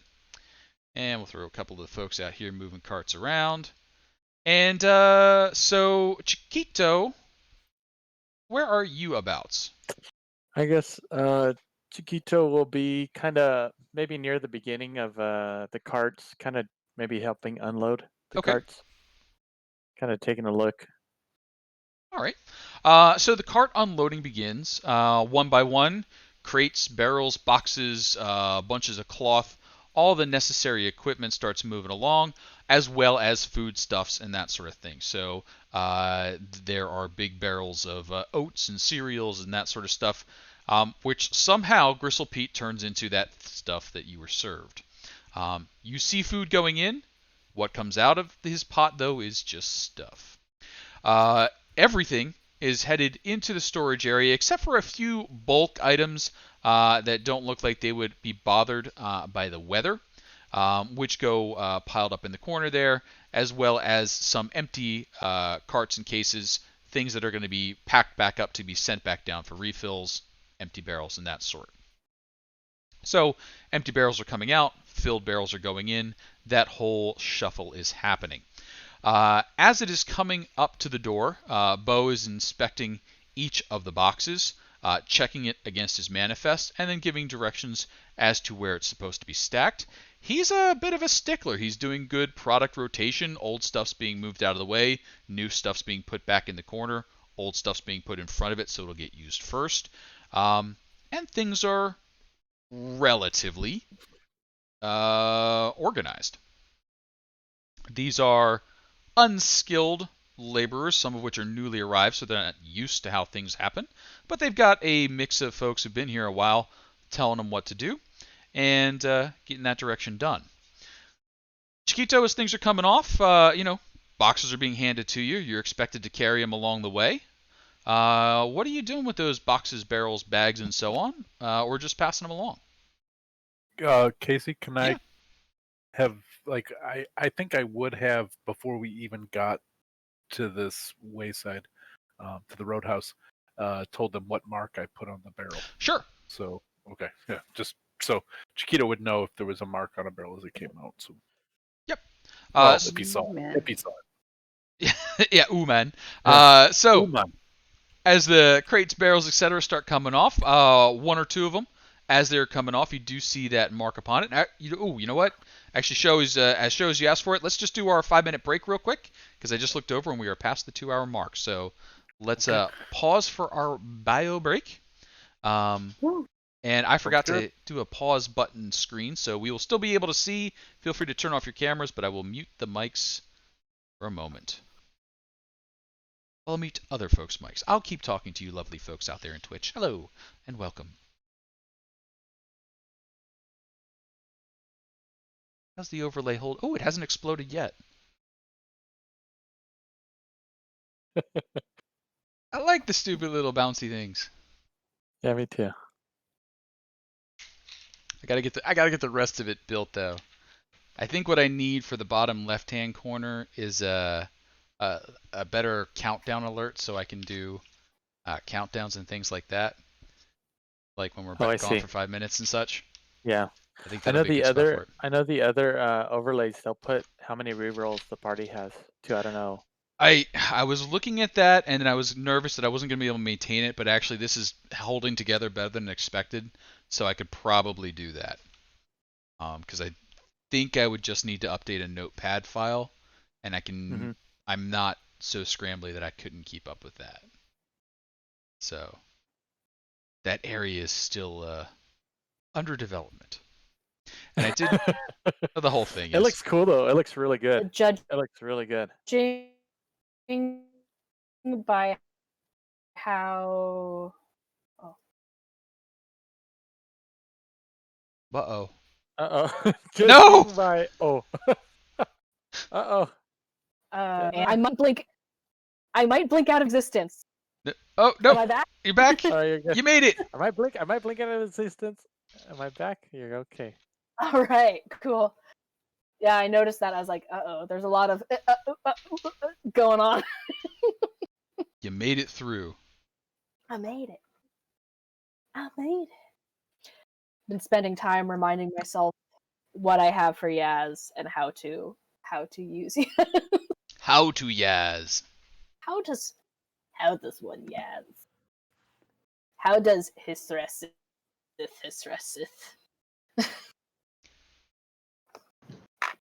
That's a name. That was my first lizard folk who spoke much like Yaz was named Hisrasith.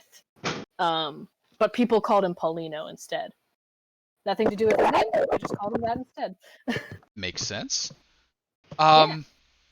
When you said it, I was like, I feel like that's one of the gods from D&D or something like that. I feel like there's a word. If it is, that's something like that. That's an accident. Yeah. That's hilarious if it is, because I just made it up. Yeah, no, but I mean, it's lizard-like sounds, so it may Mhm. just be, But when you said it, I'm like, that's ringing a bell for some reason.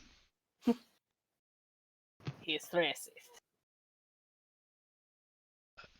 Wasn't there, like in the RPG, Neverwinter Nights, wasn't there a lizard folk person who had a name like that, who was one of the characters? I think that's what I'm thinking of. There was because when that word came out, I'm like, I kind of recognize that. Yeah. It's similar, but That's it's not funny. exactly the same, and it's because of all the S sounds. And it began with an H. And while I do happily cyberstalk people, I didn't follow you that closely that I would know your old character names. Just Oh, it was not online either, Yeah. so you wouldn't have known. like I will look people up, be like, huh, I wonder what else this person's done. But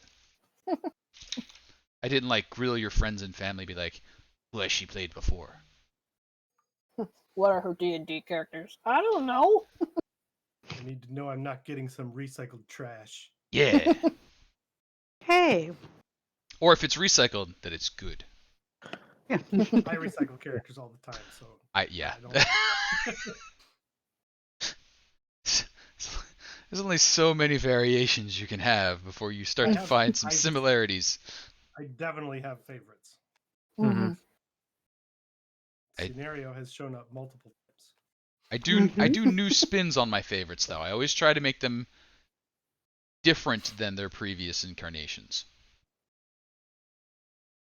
But I have had I don't know, 400 or 500 characters called Thistle. So in various incarnations or other. So It's so. who? Oh. I was gonna say, who is Thistle most of the time? My cat. So when I was a wee lad of 20 or so, I had a bunch of characters that I was coming up with names for, and one of my characters, they wouldn't let me have the name because of like, that's not a word. So I was like, oh, okay, well then his name is Thistle because those are the sounds and it's a word. And they're like, okay.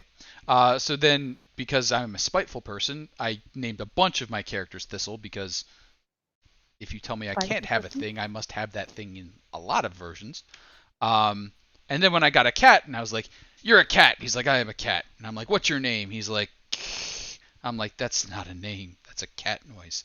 And then I'm like, "Okay, I'm gonna call you Thistle." And he's like, "Why?" I'm like, "Exactly." So then I had a cat named Thistle, and that's just kind of my thing. Cool.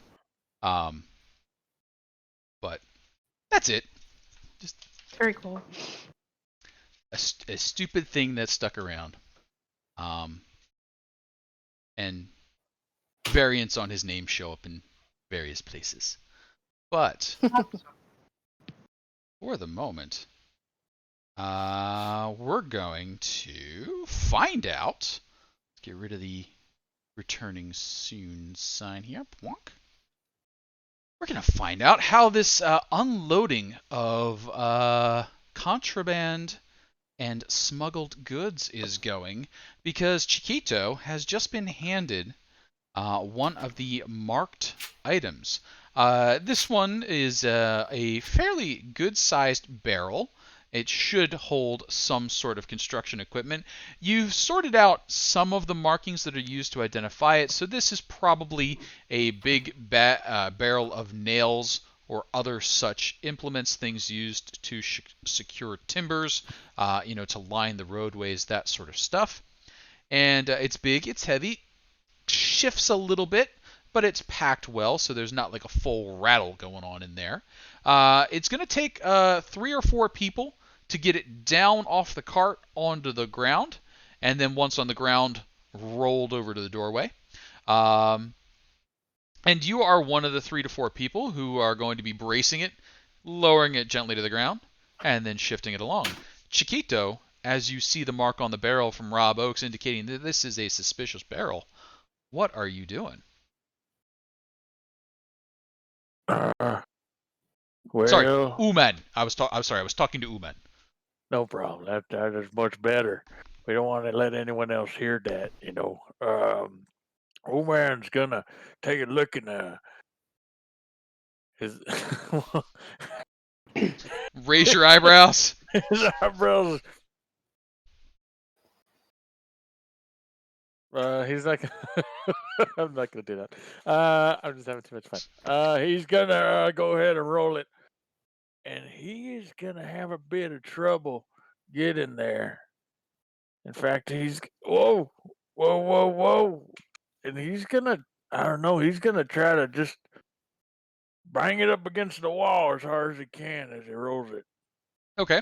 So it is a 3-person job getting this thing on and moving. They don't want to risk any sort of trouble. So as you start to do this, could I get probably a sleight of hand to guide the barrel in such a way that it's going to do something that the other two are actively trying to not let it do, without it being Okay. obvious what you're doing? Uh-oh. Here we go. Sleight of hand. Uh-oh. Whoa. So let's see. Unfortunately, so as you're sort of like pushing along, you start to do like, I'm going to lean one side, trying to ram it into this wall here, and they're like shoving back against you, like, what are you doing? And the shove's a pretty good shove. Like, you get a bit of an elbow, like, Ah, whatever you're thinking about, cut it the heck out. It's a bulk piece. It's a bulk piece. Put it with a bulk. And you're sort of like, that sounded like you were trying to deceive them. God, just keep your mouth shut. You didn't keep your mouth shut. You just got I elbowed, and should've. then you're like, oh, I'm gonna double down. Yeah, that's what you gotta do. Yep, definitely what you gotta do. So But you're the spider. as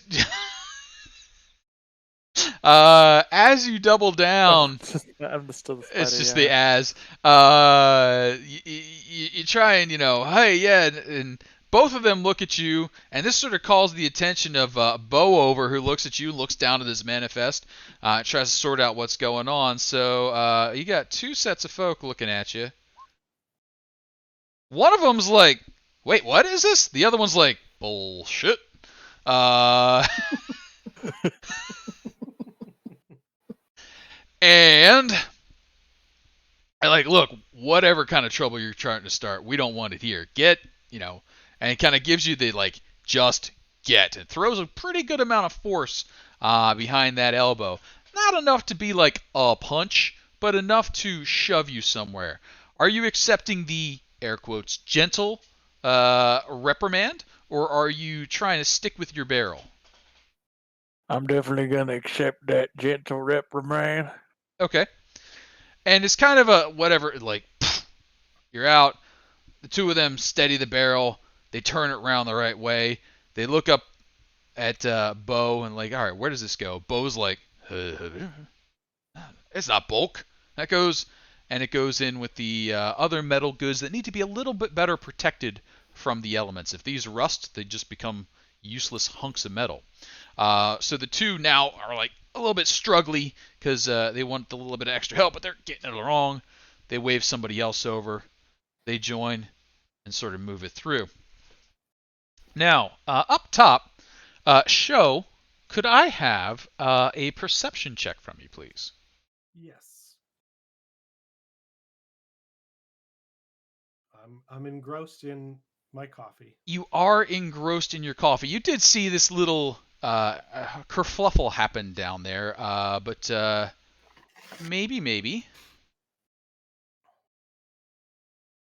That's about all that you notice. And you've got your coffee, some food's being served. The shifts are moving, things are happening. Um, but you see that Chiquito's kind of been shoved out of the line. Now, Chiquito, someone's like, hey, come here. Come Me? here. Yeah, you. Who's calling me? Just some person. You I look look you at look them. over at him. You're like, I don't know you. He's like, Yeah. how would you know me? You just got here. Come here. Okay. What do you want? Look. He pulls you in close. I don't know what you're up to, and I don't care. But don't make any trouble in front of Bogluck over there. Okay. And as he says that, he's pointing over towards Bo. Look, I get paid in 2 days. I don't want any trouble coming up. If a fight breaks out, we start sacrificing pay. Nobody wants that. What that means is if you start trouble, we all take you outside the wall and start punching you until you stop starting trouble. You got it? That don't sound very fun or nice. Yeah, but it gets us paid. Okay. All right. Now, What was your name? Joseph. All right, Joe. I'll see you around, Joe. It's Joseph. Okay? 2 days. And he looks like he's probably had a rough time the 10-day he's been up here. But now, He's 2 days away from retirement. he is 2 days away from retirement. That's it. He just needs 2 days. Just got to make it.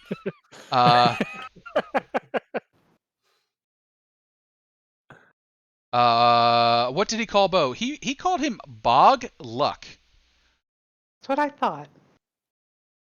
which Yeah. is, but so Joe goes back to what looks like probably the easy job, which is loading up the empties onto the wagons once they're cleared. And you can see most of the folks who've been here, most of the veterans are kind of over there doing the light work. They're letting the fresh legs handle the big stuff. Now, Chiquito Uman, excuse me, what are you doing now? As you find yourself kind of shoved out of the line.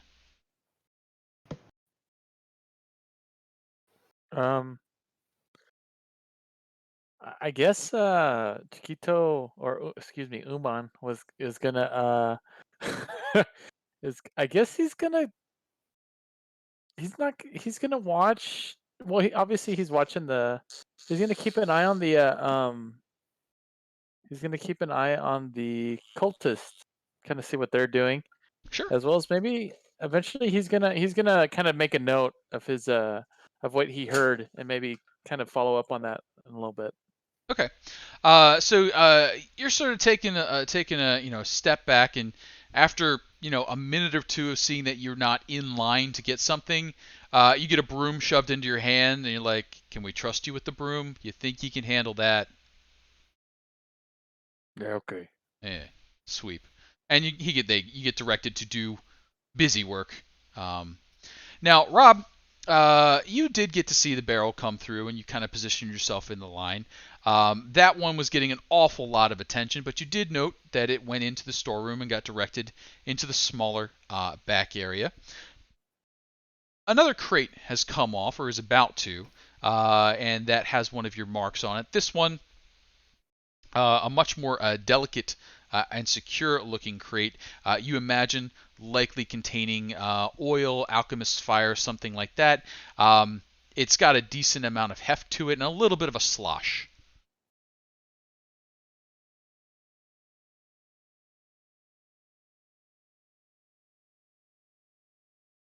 Nope, can't hear you. You're muted. There you go. No, still can't hear you. Did you roll over the cord? I did. I can hear you now. So yeah, it pulls the cable out of the extender. I cannot think of anything. And they're just all passing. I'm not even in the line. Like I'm not gonna put hands on this thing at all, right? So you could get in the way of this one and help with it. You've been handed stuff before, and you're helping move stock around. Just standing there isn't okay. But there's constantly boxes being lifted, shifted. So if you're standing there, at times you're being told lift that. They slide something in underneath it, put it back down, and so on. All right. when I see that one coming, can I kind of like, oh, I got that one. That one's that one's got dangerous stuff in it. Sure. Give me a quick persuasion on that one.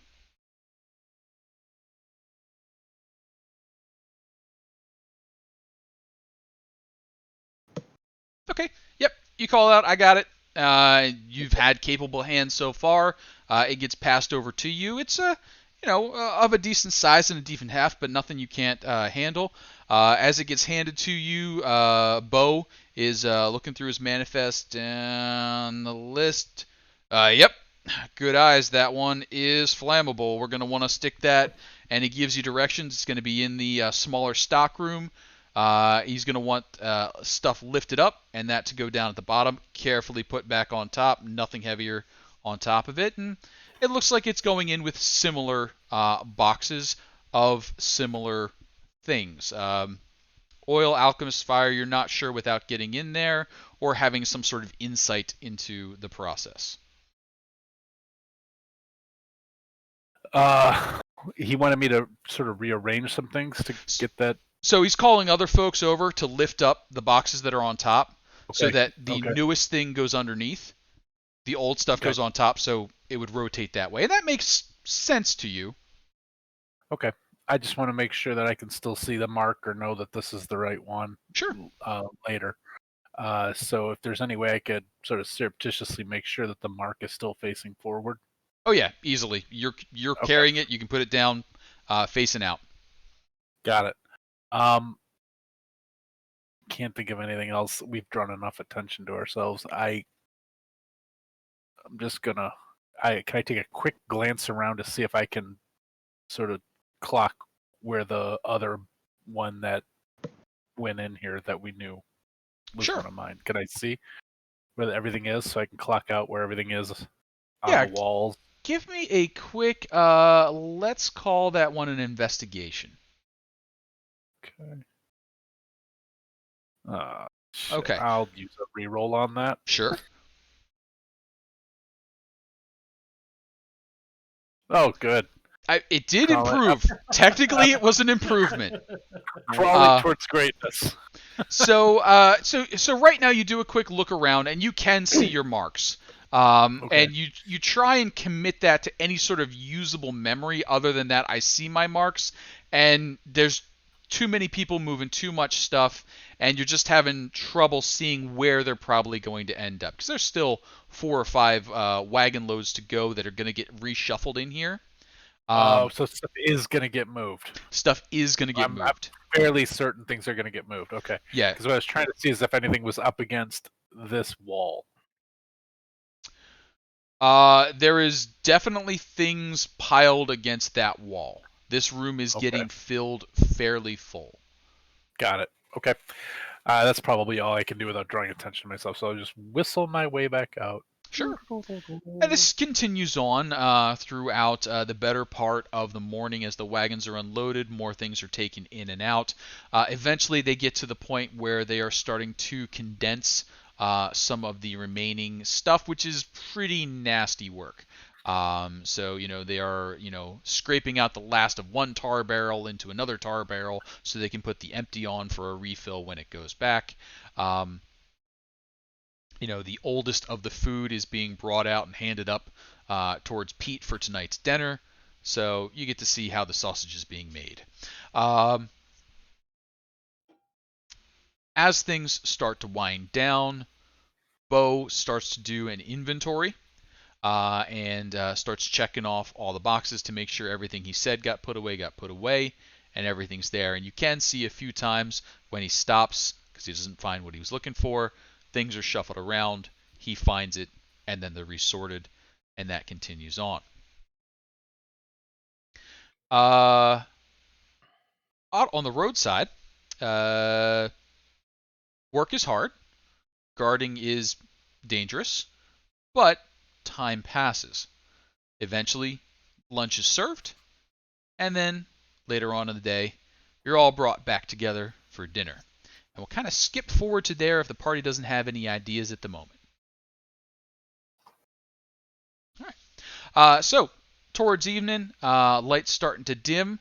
while there's still just enough light for things to get organized and settled, everybody's coming back in. Again, this is a crowded night. And the stockroom has been locked.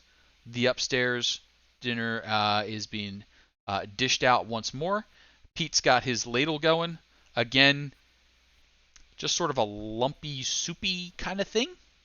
And, it's stuff.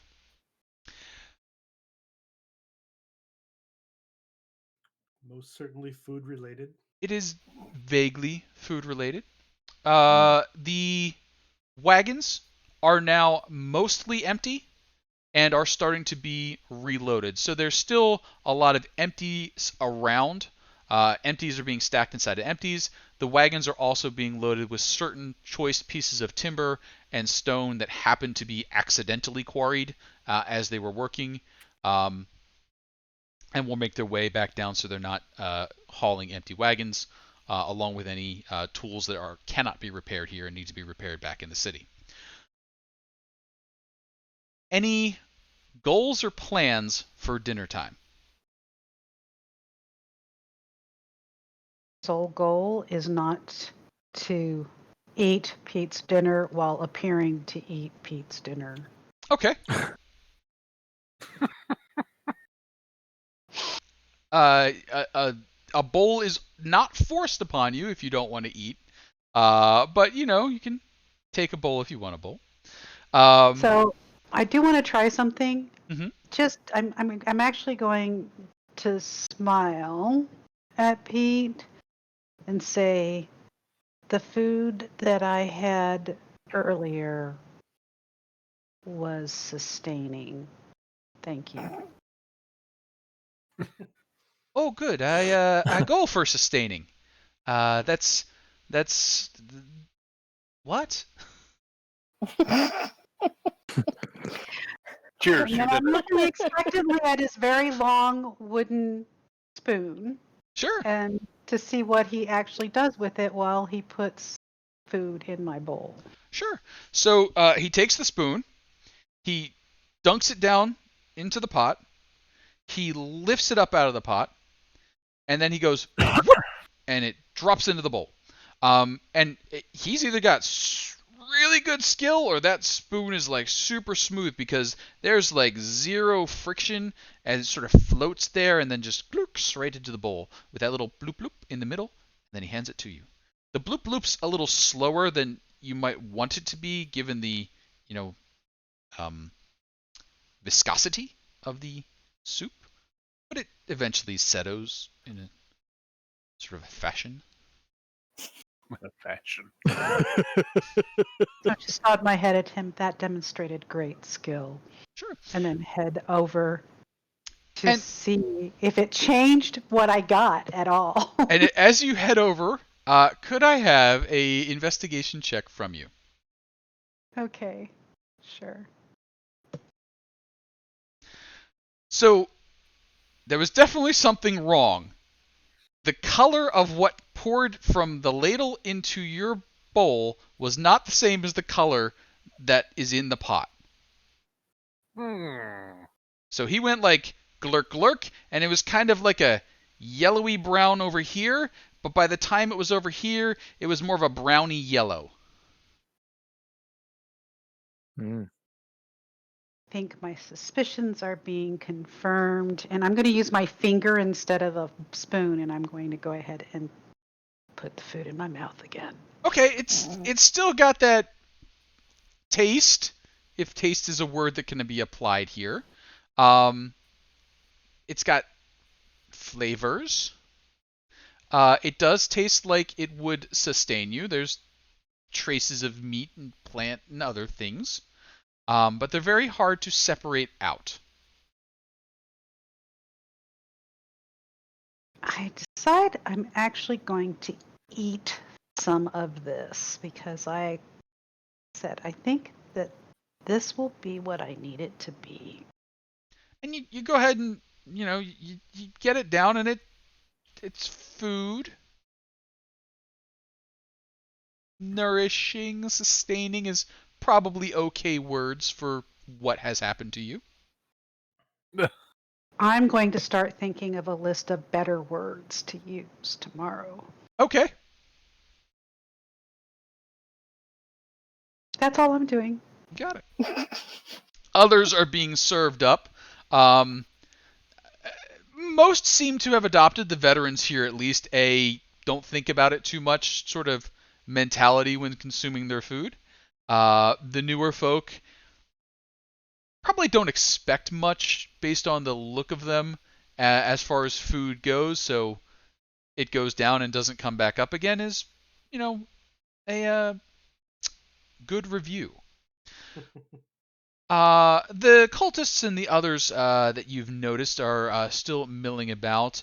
The group that Leslie is with is becoming a little easier for you to identify as you build some familiarity with them. And among them, two that are sort of talking with her appear to be the two individuals that Uman, was wrestling with over the control of a barrel.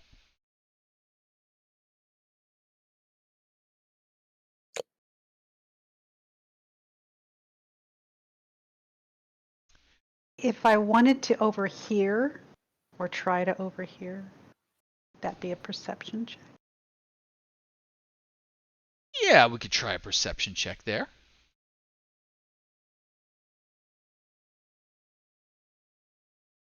So you kind of like lean in and you can kind of hear, oh, you having trouble today? Look like you got into a scrap. Yeah, it was nothing. It's just somebody trying to get out of work.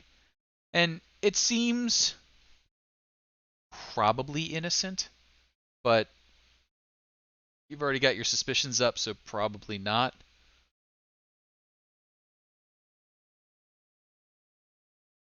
So I'm just storing this because I haven't really had a chance to see anybody else other than Sho, who is still drinking coffee. No, it's the end of the day. I'm eating the food.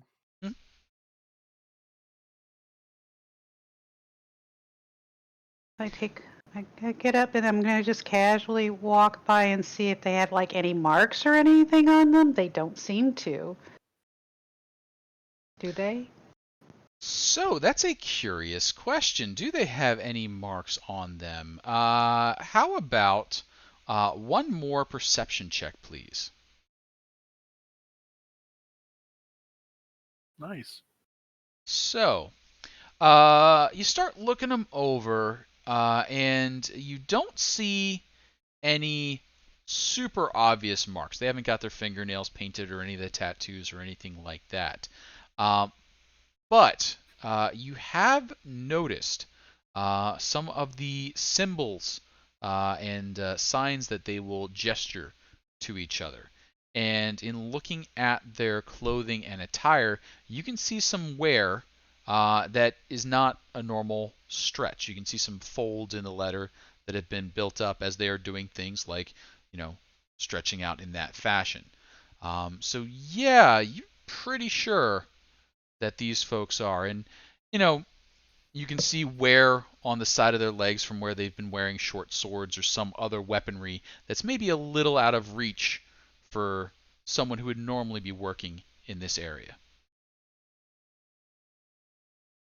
And not giving any sign at all, hopefully, that I actually saw that. I'm going to come back over and bring my bowl over to Pete and tell him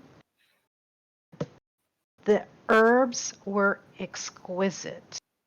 I'm looking forward to tasting them again tomorrow. Oh, aye. Though I take care not to name any of the animals I put in, so no herb was used.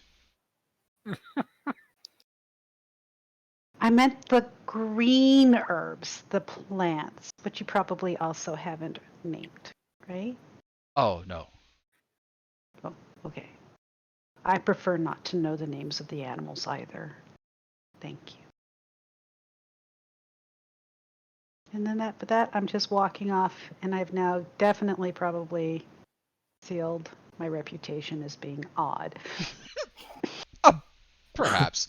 And amongst the things that were unloaded, there was a considerable amount of beans and that sort of thing, cornmeal and grains.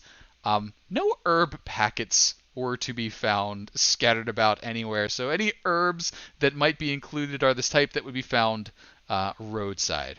Um, and so the flavor comes from special places. As, as Anrin heads down, anyone else for dinner time escapades? Yaz will probably get something to eat. And probably just do a very general, just kind of maybe like listening for any like draconic specific words. Okay. Fairly frequently used in cursing, so you do hear them scattered about here and there. Probably a higher concentration than you would normally see, but no one that you can narrow down. So it's more common amongst the group because you do know there are cultists here, but no one's breaking out full oaths or anything like that. Okay. But yeah, the conversation mostly just dealing with my back is sore. I can't believe how hard this is. That sort of stuff. Hey, we're going to be heading home in just a day and a half. Deal with it. That sort of stuff. What does yours taste like? It tastes like stuff. What does yours taste like? Stuff. Let me taste yours. Yep, that's stuff. That sort of stuff. More different stuff. Can if Matt Rob's gonna pull out the panpipes Okay. and is going to play something akin to an Irish reel or an Irish jig, just sort of to amuse himself or, if possible, amuse others. Okay. And hopefully get a good rhythm going with it, a good 3/4 rhythm. Sure. Okay. Give me a little performance roll. Just a. Okay. Can you see where I'm sitting on the map? Yep. Okay. All right. Performance. Pretty solid set. So you start off, and as you get started, there's enough folks scattered about that you find a few music aficionados there. One or two people break out a basic set of sticks so they can tack along. Okay. No instruments of note, but there are some things scattered about that are used. Tubs flipped upside down as drums. People that can whistle. Somebody who thinks they can sing will join in. But as you get into, maybe the second, third minute of it, you get a little hand wave from Pete. He said, "Aye, out in the commons there. I need this room for feeding." And he's basically just trying to kick you out of where the tables and the chairs are. Can I ignore him for just a little bit and do like a little bit of a jig stomp where I'm sitting? Sure. Just want to get a sense of how strong these boards are here just by doing a little bit of a in time Irish stomp here while I'm playing my pipes there. Just, add a little percussion and get a sense of how strong these boards are over top the storeroom. Okay. Give me a investigation. And Pete's obviously not super pleased with the fact that you're not listening to him immediately. Do you have Right. anything you would like to do to mollify this, or is this just sort of a can't tell me what to do and you kind of strut stomp your way off? I think what I would do is get the stomping in, and then, depending on the level of glare, end with a flourish and a bow to him and say, "Thank you for the meal. I'm very, very sorry," and move on. Or if he's bemusedly yelling at me, then I would just sort of Pied Piper my way off the stage. Let's call that just a disadvantaged persuasion. Okay. Aye, Nice. you're Oh, yeah. fine. Mm-hmm. Oh yeah. So he's like Persuasion, he's like waving his spoon at you, and then you're just like wink and a nod. You're kind of off, and he's like hey. And everybody else seems to have enjoyed the little performance, and you do Pied Piper your way out there. The You overhear Pete say, "Oh, I can't stay mad at you." oh Everybody loves Gordon. oh Gordon Heavy Hand. Gordon. I'm playing the wreck of the Edmund Fitzpatrick. It's amazing. Ah. Sun up, you better beware. It's pretty good. Choosing songs like that, I can see where you earned the name heavy-handed. But Oh. oh, Bum. so you two get a little impromptu, entertainment going. It's not, bedtime air quotes yet, so nobody's really worried about it a little bit. And distraction's nice. Did I learn anything? So, what you learned was it is pretty solid. The planks of wood that they used are nice and thick. You're definitely not getting through them, by jumping up and down on them. They are secured, but as you were doing your stomping, they're not secured like um, uh, there's no wasted nails. There's not like nails in every Right. rafter. It's just basically plank of wood across, secured. But you could probably find one that's cut or split and pry it up, and lever it up, lever it down if there was a cut. You didn't notice anything like that in your little stomping around bit, but with a little work, you could probably get through there. Got it. The gaps between the wood indicate that there's probably enough food that falls that food would be getting into the storage room from above. It does not look watertight.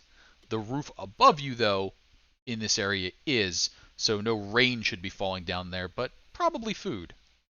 Okay.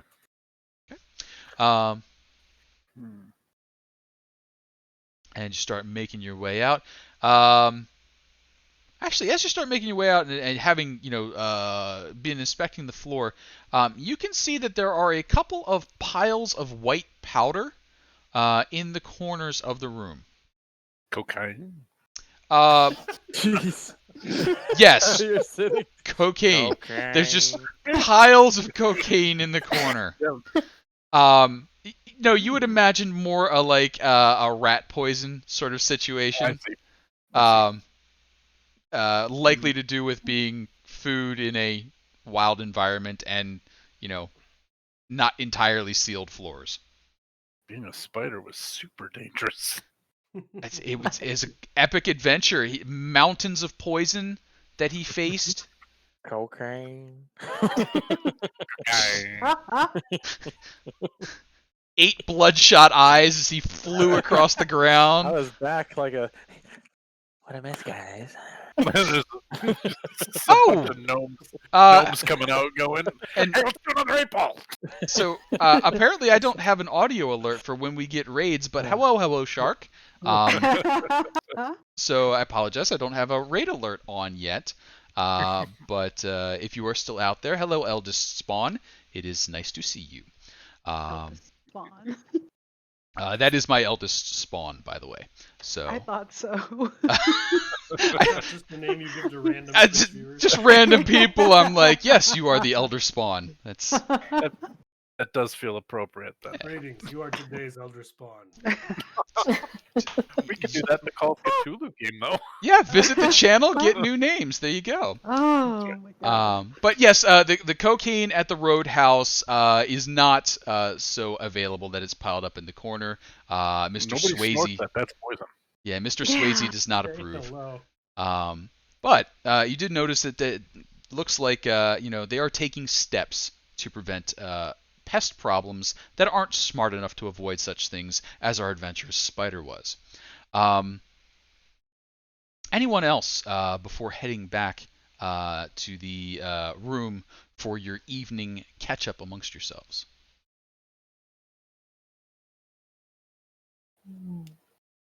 No. Okay. I got nothing. So eventually everyone starts, heading out. Things start to die down. People start settling into their rooms. A couple of things are done. Someone forgot something, and Bo very begrudgingly came down, unlocked the storeroom, went inside, got the thing, came back out, locked the storeroom back up. So puts the key away. That person's like, yeah, thanks. I can't live without this. And he's like, you just got to quit that habit. And along the way they go. So That's where the cocaine was. that's where the cocaine Yeah. was. Yep. So That's probably kept near our crates we need. and with that, the party can convene in their room, now discuss amongst themselves. We're going to say you figured out the appropriate whisper level and Okay. how Sounds to good. maintain noise enough to cover whisper level. Um, During this time, out up by the kitchen, Pete is scraping off the utensils, getting them ready for the next day's affairs. Guards are starting to do their patrols. Folks are starting to settle down. Everybody's pretty tired, but they're in good spirits. There's just one more day, and then a bunch of people are getting paid and get to go home. There's conversations about what's happening, going back to their families, going to go buy a lot of food and drink. Can't wait to get this fancy thing that they've been saving up for, and so on. What are you all doing? As soon as we are all in the room together, I'm going to say, I got an idea, but we need another idea to go with my idea because I don't have an idea for the second part. The first part is like Chiquito. Oh, sorry. Yeah. Uman. Sorry. It don't matter. Yeah, We're yeah. quiet enough. It don't matter. It's okay. Oh, all right. Well, I trust you on that. The I hope so. I don't know. yeah, no, I don't either. I'm going to go with you on it. So, you could turn into something sort of small Mhm. and get through the floorboards in the ceiling, like where we were all just sitting, and you can get into the storage room, right? Now, Uh-huh. we've got two problems after that. One is getting it out of the storage room once you're in there, and two, it's not like we can carry this shit on our back. We have to get it out of here somehow. I'm No, sorry. Perhaps I'm not recalling. Is our job to take the things or to track it? Oh, we're just tracking it? Oh, I thought we were supposed to get I it don't. back. I'm asking because I am not certain. So as you think back, the ultimate goal was to find the final destination for these goods. So what are they Oh. using this treasure to do? So we And really don't Shouldn't. want to take it. So we don't want to We've been steal it. doing this stuff wrong the whole time. Man, now, I mean, I now feel like we've wasted a day. a giant. I'm gonna say I a would have drank giant coffee barrel with Shell. full of gold coins. People might want to steal that just on a deep instinctual level. So I'm gonna say, Rob, there might be just a little urge, but the acknowledged goal is to figure out what it's being used for or where it's going. Oh man, I'm not really all that into money. But all right. So okay, now that I remember why we're here. Um, Not well, on like an existential level, just on Maybe I regular. should sneak into it to find a manifest so that we could see maybe where it's going. do we want to find out where it's going before it's going there, Why or would or are we just gonna stay with them till it gets there? Which seems like we're too late, right? Like maybe we ought to try to figure out where it's going and then like skedaddle out of here if we don't need to get it. Like if we don't need it, we just want to know where it's going. If that's the Yes. goal. And Oh what man. they're doing with it. Oh yeah, that part too is critical. Yeah, I'm not good at this stuff. moving on? The only thing I can think of is to be here when it goes and follow it. Guess so. I don't know how we would find out where it is going. We have to go with it. Well, or we could try to get it out of one of the praying folk. You know, the cultists. I mean, one of them handed me a pamphlet the other day. No, he Say, didn't. and we are taking our treasure to X. No, it was just 105 reasons to worship our Lord and Savior Tiamat, and also a worship schedule for the next 2 years, and him. Oh, it is a long. They're expecting us to have some legs to it. Yeah, I actually didn't get that from them. I'm telling a story from when I lived with the goblins for a while. That's how they actually all proselytized to each other. It's funny. Anyway, they would just knock on each other's cave doors. Anyway, nibble. All right. All right. So I guess I've been thinking about this all wrong. Could we? I mean, would it be on the manifest? Maybe. Or no? That's I don't know that. Oh, I like it what you're thinking on that one. It's certainly worth a look. I was not under the impression that Bo was part of the cult. No. Name is Bog, right? He said his name is Bo, or Beauregard, or Mr. Girik. Oh, that guy Joe. While I was sleeping, he came up to me and said something about Bog Lick, something like that. I don't know if it maybe I don't know if it was a big difference or a big deal, but Bog Luck. yeah. And maybe it is Nickname. an orcish name or something. Well, he didn't list it as one of the names he wanted to be called. Many times people have names that they do not wish to be known as. Well, if we wanted to start a fight, that could be a way to do it. Wait. Where did we want to start the fight? I don't think so. See, thank you. See, that's good. Simmer We don't down. want to start a fight. Suddenly, I thought we were going to play to my strengths. Wait a second. Oh, there you go to the other direction. No, I feel fairly at sea here. I don't know. I don't have anything to offer at this stage of the investigation. But if Anon were to start a fight, I could certainly help there.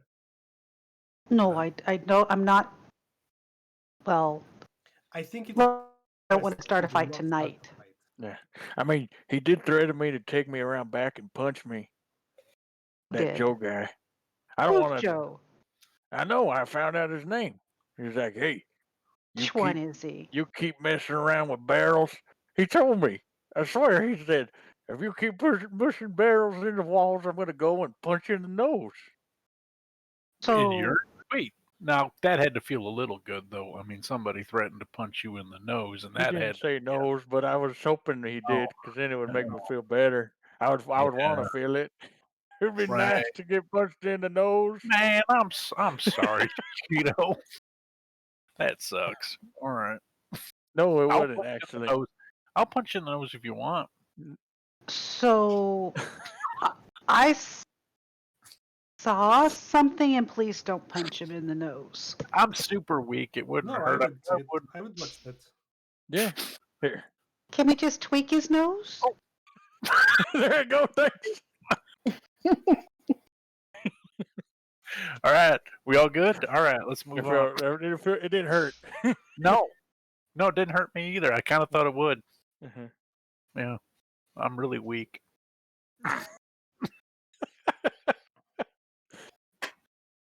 All right.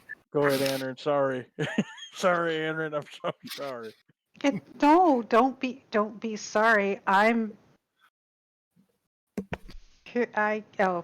don't even know what to say. No, I don't want to start a fight tonight. Maybe tomorrow. I'm not really thrilled that somebody named Joe is threatening to beat you up. But remember, if it is a fight, it has to be outside. If it's inside, then they're going to be upset. It would be outside. Okay, good. If we It had to it punch might- somebody, you It could might punch draw Joe. attention, though. I won't get mad if you punch Joe. Good. Joshful. That And- would make me feel very good.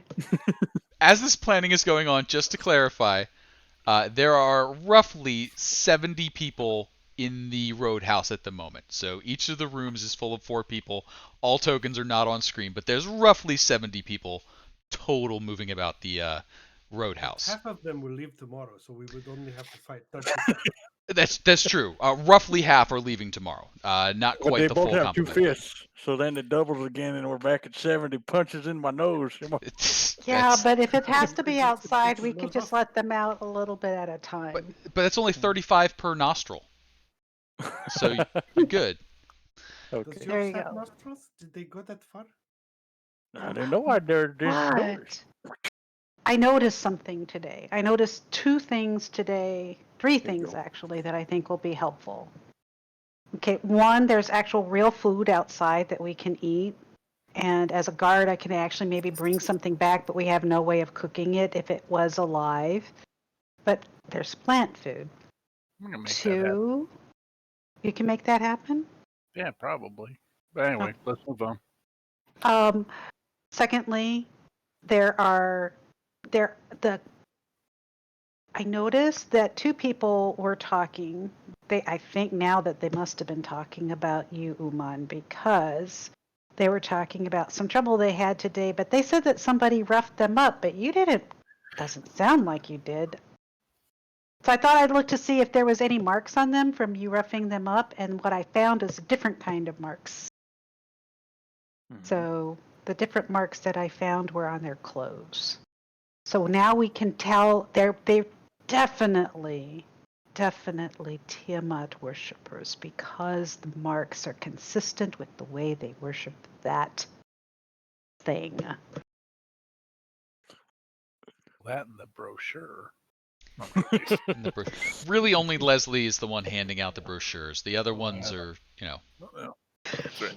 I saw no paper, only marks on the leather, and I think we can use those marks we can use those to see if maybe other people too have wear patterns that look like they might have weapons that That's they a aren't good carrying idea. right now. You know, as you say, you are observing them doing symbols and things.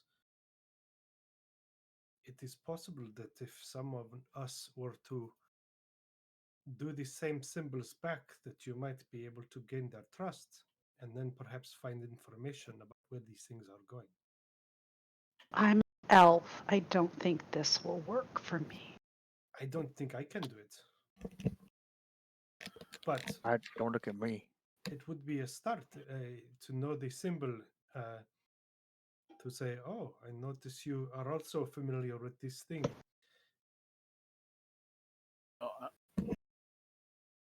I mean- imagine that Yaz could, and even Show could pull it off, although Show's kind of shit at lying. Oh no, I can't. It'd be terrible. Either way, the one good thing about this is they don't realize that we're here.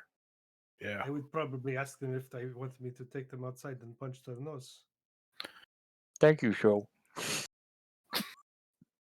I- Chiquito, if Yeah. any So of them punch your nose, I will kill them. Okay. Oh, okay. We can push their nose back really hard, and I'll watch. that might kill him. Actually, everybody, we'll talk about that later. I did not say that I would punch their nose if they punch you. I said that I would kill them. It's dark, but I kind of like it. It felt like a warm hug, and I appreciate what you said. Sure, I will give you a hug if you want. I think Just if we're maybe gonna later do, when it gets cold. Okay, the last thing that I saw that I think is everybody should pay attention to is the long wooden spoon. whoa, that sounds like a code phrase. Is that about the cocaine? No, what's it's really cocaine? short sort of spoons, but I guess you could like. What is this cocaine that you were talking about, and why would it I have don't know, I anything just to do heard with it somewhere. spoons? I just It's a hell of a drug. Hell of a drug. Oh, Um, Now, wait, Aaron, about the spoon. Well, actually, before the spoon, I thought that was a really good idea. About maybe we can use some of that, what you learned. But before I go any further, I guess I should stop talking and find out what you're going to say about the spoons. I think the spoon is magic. The spoon is that like his like make stuff spoon. Yeah, his make stuff spoon. I think it's magic. I just don't know what it's magicking, so I'm trying to find out. That's the most fun part of being here right now is trying to figure out what's going on with the spoon. Look at the I spoons. think that is very interesting, but not very relevant. Well, I mean, if the stuff, stuff is not like when you call food stuff, that's generally not good. Is the spoon going to But take the things to wherever the loot, wherever it is going? No, but maybe Pete isn't what he appears to be. That could be. If I were to pretend to be something I was not, I don't think I would pick Pete. well, but that's sort of the thing, right? Like, you know, you want to go unnoticed. You kind of want to look like, you kind of want to be a Pete, right? Like nobody's paying a lot of attention to Pete, other than you make shitty food, Pete. Um, I don't know. Everyone goes to see him face to face every day. sure. And then, just like there's this one story where a guy hid a letter and he hid it in plain sight. Because that's the place you never look. Which letter was it? It was purloined. It was, which I guess is a fancy word for stolen. But yeah, it was. This is a story. What do we think? There's something to be gained. I mean, like, could Yaz or May or both of us try to, give them flash the Grand Poobah symbols and hail Tiamat, and There is. But I do you mean, think I'm thinking about it. At the same time, I mean, this could go horribly wrong. it could go It might- sideways real quick? Yeah, because I feel like they would be in touch of who knows each other on their specific missions, and if some rando is like saying like giving like the Hail Tiamat symbols, and they know that other people have been snooping around their stuff, so I don't believe it could work, but I feel like there might be just enough stacked against us that it would seem more suspicious than relaxing for them. You're probably right. But is there not? There is this cult of Tiamat worshippers, but there are those just in the general world who worship Tiamat too. Yes, so it would be Would like meeting someone else from a tribe like mine, and recognizing their fashion and commenting, and we would have something in common to discuss. hmm. Would Yaz know of such like possible separate sects, like from when he lived in Baldur's Gate? Like there's the dragon cult, but is there like a separate sect of cult church dragon Sure. thing, or like some? Yep. So Tiamat is recognized by most as a goddess. So that's very rarely argued. She's in the pantheon somewhere. Okay. She doesn't have a lot of open worshippers because generally she was followed by evil dragons. So among the humanoid population, fairly small number of folks. You do know that the cult of the dragon historically was more in line with creating Dracoliches. They worship some sort of undead, undying, or reborn dragon faith. But of late, they started aligning more with Tiamat, and that's the history that you were able to dig up on them from your previous conversations, with folks in the know. So there's not a lot of folks wandering around who are Tiamat worshippers, but there are factions within the cult, and you've seen a little infighting and conversation with them as you were doing We a might- conversation. So we might have caused some. you might have caused a little bit. These things happen. There were kobolds that were shoved into pits of, wild guard drakes. There was discussions and challenges made.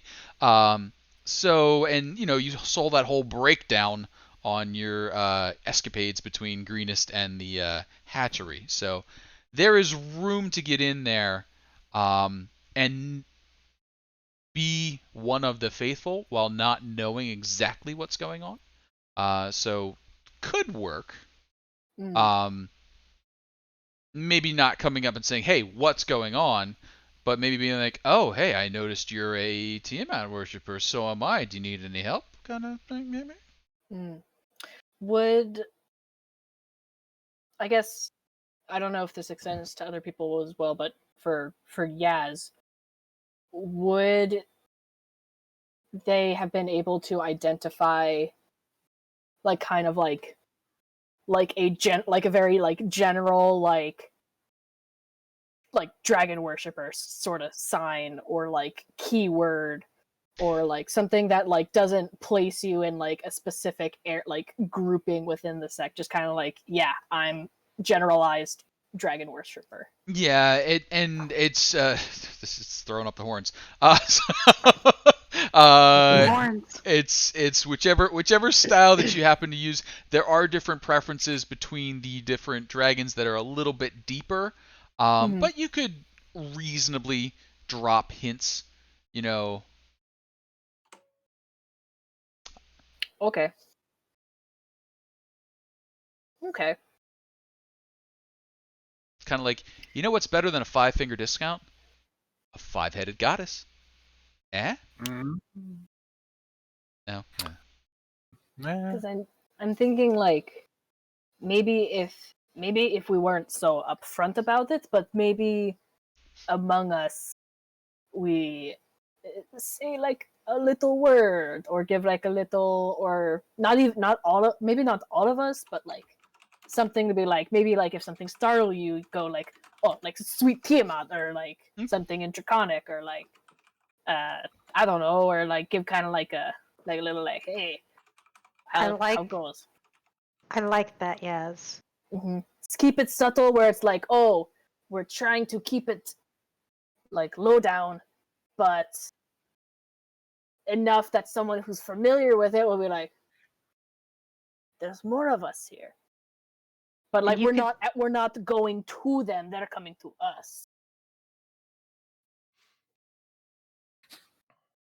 Maybe. Gotcha.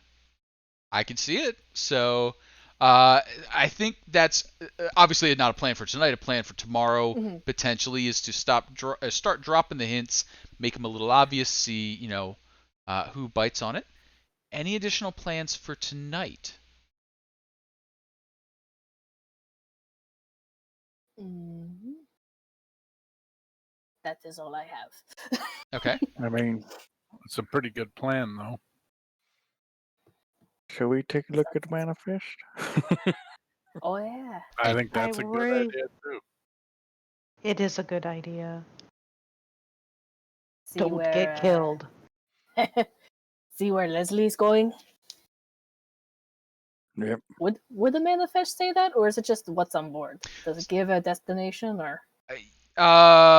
What you saw him checking in was basically just a list of things that were arriving. So basically, you saw him with a big list of boxes. The boxes should have these symbols on them. Those symbols means it contains this thing. He was checking off that list, and you could see he had other lists similar beneath it. And as he was working to organize things, that was what he was referencing. So basically, he's got kind of like an inventory, stack of inventory parchments that he was working off of. Yeah, that's basically big parchment sheet, symbols and indicators, and set from there. Okay. Okay. We understand these symbols and indicators.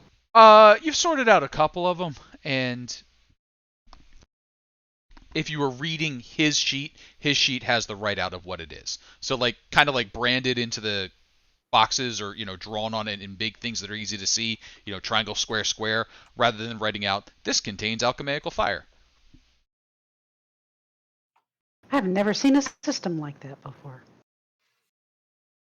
I mean, if you Very organized. it's on cattle.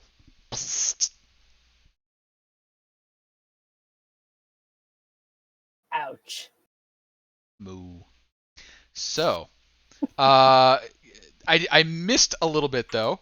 How are you gaining access to this sheet? Well, Oh. that's Oh, we haven't figured that out yet. Oh, okay. Oh. So this is an underwear gnome situation. You got step 1 and step 3. 2 is missing. well, if we're not having to sneak into the storage room, that we could still sneak into the room of the person who holds the manifest. Unfortunately, none of us are really sneaky unless we're not us.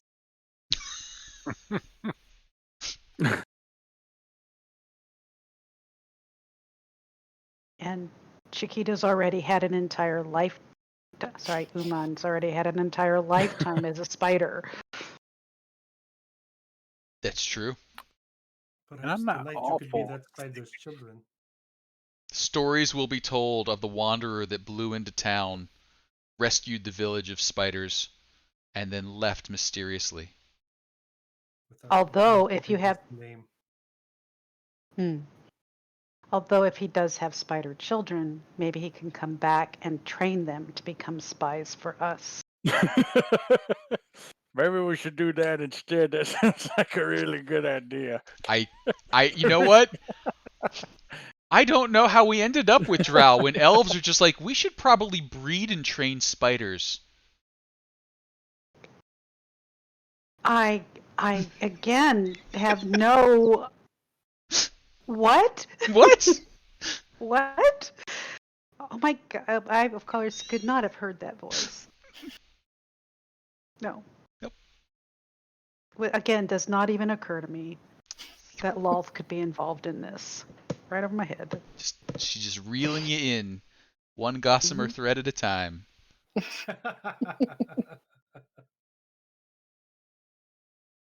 You thought we were going after Tiamat. Really? This is all just a facade. It's Lolth sitting there. Why couldn't they work together?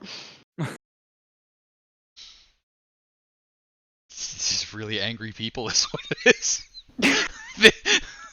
If the evil just got along, they would do so well, but they don't. Exactly. But so I do have an end goal, and I do have a tomorrow thing. Anything else tonight to do? No. I think right now we're Well- just keeping down low, unless I missed something. Yes. I don't think so. Sounds good. So, for the effort tomorrow, I'm going to ask you to divvy up some skill checks here, and kind of do this as one of our group check styles. Some required things that I think I'm going to need. I am going to need at least one religion check. You can do more than that to give yourself, a little insurance. I am going to need at least one persuasion or performance. I could hear, one or both. And I'm probably going to want one deception-y kind of thing. And I think that's the fundamentals of what we're talking about here. A religion to identify the right symbols and how to drop them, a performance, a persuasion to actually get out there and do it, and a deception to tie this all together into a meaningful lie. And then I'm willing to hear others support ideas or doubling up on some ones that you want to do. Who wants to volunteer to do what? I am best at deception. That is I'm- like Yaz's I'm best thing. at sitting and drinking coffee while you do this, and I wait, and if it goes all sideways, I will beat someone with a hammer. That is also my skill set. So Show and I can drink coffee together. I have an could- extra hammer. I can boop you. Good boop. Or them. So Yeah. I feel like we're missing some of the core components to this plan. That's Well, we it. can I'm just moving. We're just That's all you assume get. everything's gonna go to hell. Well, We're gonna end up we- fighting our way out of it anyway. However,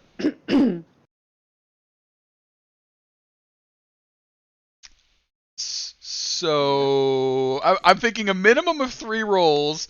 I would Yeah. like to think a religion, a deception, and some sort of performancy thing. Well, Wheel? hey, well, I can definitely help with all of those except religion. Religion, I'm got- okay. I'm okay at religion. okay. I'm okay in religion too, but not. I'm a negative in religion. I have a +3. Hey, that's what I got too. I would believe that about Yaz. I think Yaz is still defining their patron. It has something to do with the actually. cold fish hammer. Is what I've Yeah. pulled away from their patron at the moment. I believe in sword. Hammer. Fish. A mighty sword hammer. The idea is we want to get at the book, right? And we're trying to. No. So passing yourself off as cultists is where I'm thinking the religion deception performance combo. Getting access to the book, I haven't heard a way that you're going to try that yet. So you're generally aware that the manifest stays in the stockroom. So access to the stockroom would be one way.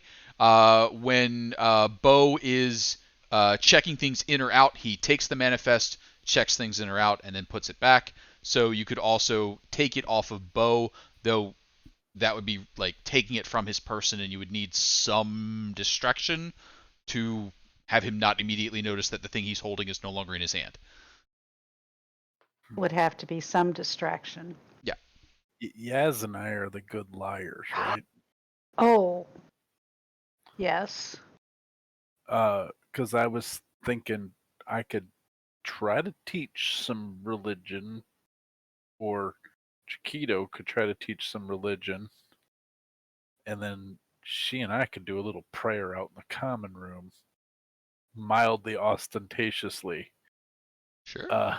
to Tiamat. Yeah. Oh. If all 5 of us come together. Yes. Oh, but then we become linked to this, so at least that's some of us true. will have to restrain from doing our So horns. there we go. And by the way, hello, High Shelf Gaming. Thanks for the raid. We're doing a little Tyranny of Dragons, and the party is currently thinking about how they might pass themselves off as Tiamat cultists to infiltrate some goings on, and they're getting a little punchy. It's late at night. They've been working hard at the Roadhouse. The ideas are flowing, but maybe That seemed like an okay plan for the religion that seems like a demonstration of prayer. And for seems like- the And what? I was going to say, and for the distraction, we could do something with the animals again. It always works really well. I like love talking to the horses. The horses are pretty. They're usually they like to work with you. They want to make you happy. And there are other animals here as well. I'm certain there must be mice, rats. Yep. Mm. Start petting Coca. I'm good with rats. Don't eat the cocaine in the corner. It's bad for you. Not really. Yeah. But perhaps we could work with Coca to convince others to kind of like follow her.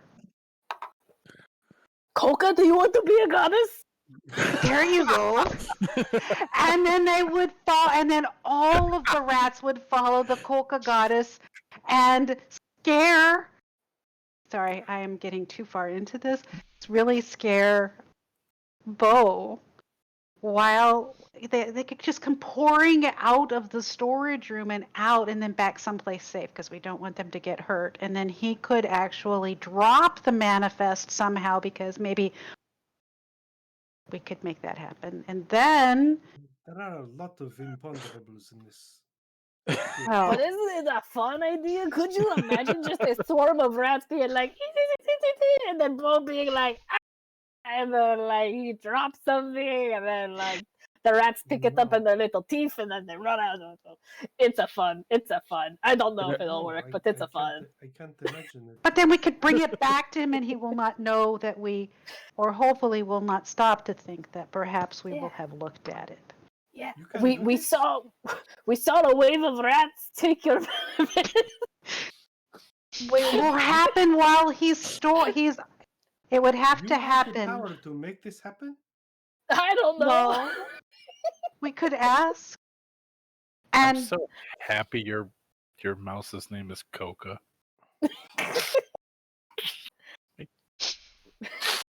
This fits the Coca? whole theme. It does. It's as if we planned from the beginning. Watch out Yeah. for the cocaine, Coca. Coca. Coca. Cola. so it wouldn't happen tomorrow, but we could take some time to actually work with the animals and help Coca become a goddess. And then she could have them. Wait, what? What the hell? I drifted out for a bit. What the hell are we talking about? Oh, and then maybe like Chiquito could go with Coca and like they What? can work Yes. together and be like, see, it's the rat god, and then he can turn into an even bigger rat, and I the kinda little wanna rats do will be like, Or he could be her high priest. There you go. yeah, there you go. Does anyone expect any of this to work? No, Yeah. I I mean, sort of little bit. I sort of expect the thing with where we get in on the religion thing. I think that has a relatively decent chance. Oh of no, working. no, we've moved on from that apparently. Right. No, I mean you said No, any, it's an addition to. I but I don't know about the rat god thing. But man, I like the energy. I mean, I just really like the energy we're getting behind we here. are throwing the ideas to see what sticks, yes? I'm just. Yeah. It Yeah. seems we have more ideas about making Coca a god rather than just trying to get these damn It was We need just following we these. need, we need the manifest. We need the would be a- manifest. It would be a way to kill the time until they go, I guess. Well, to everybody's get got the to. manifest. No, I mean I want to make Coca It's god. all Coca's cute. it's all for the Coca's a right good little rat. I Well- want it to happen. Yes. And Yeah, I go on we- record. I'm not opposed.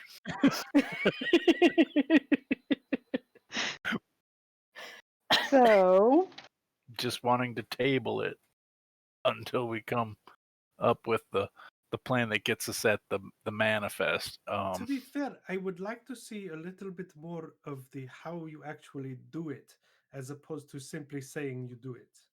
well, one of the ways to do it would be for us to talk to the animals. First, we can talk to Coca. Coca, and we can pray to Rilfane. Mhm. And I can pretend that I like because we could speak to her and she could be like oh, giants go do thing, and then we'll be like, oh, and then we go do the thing, and then the rats will be like, whoa, that's crazy. They can bring us so much food.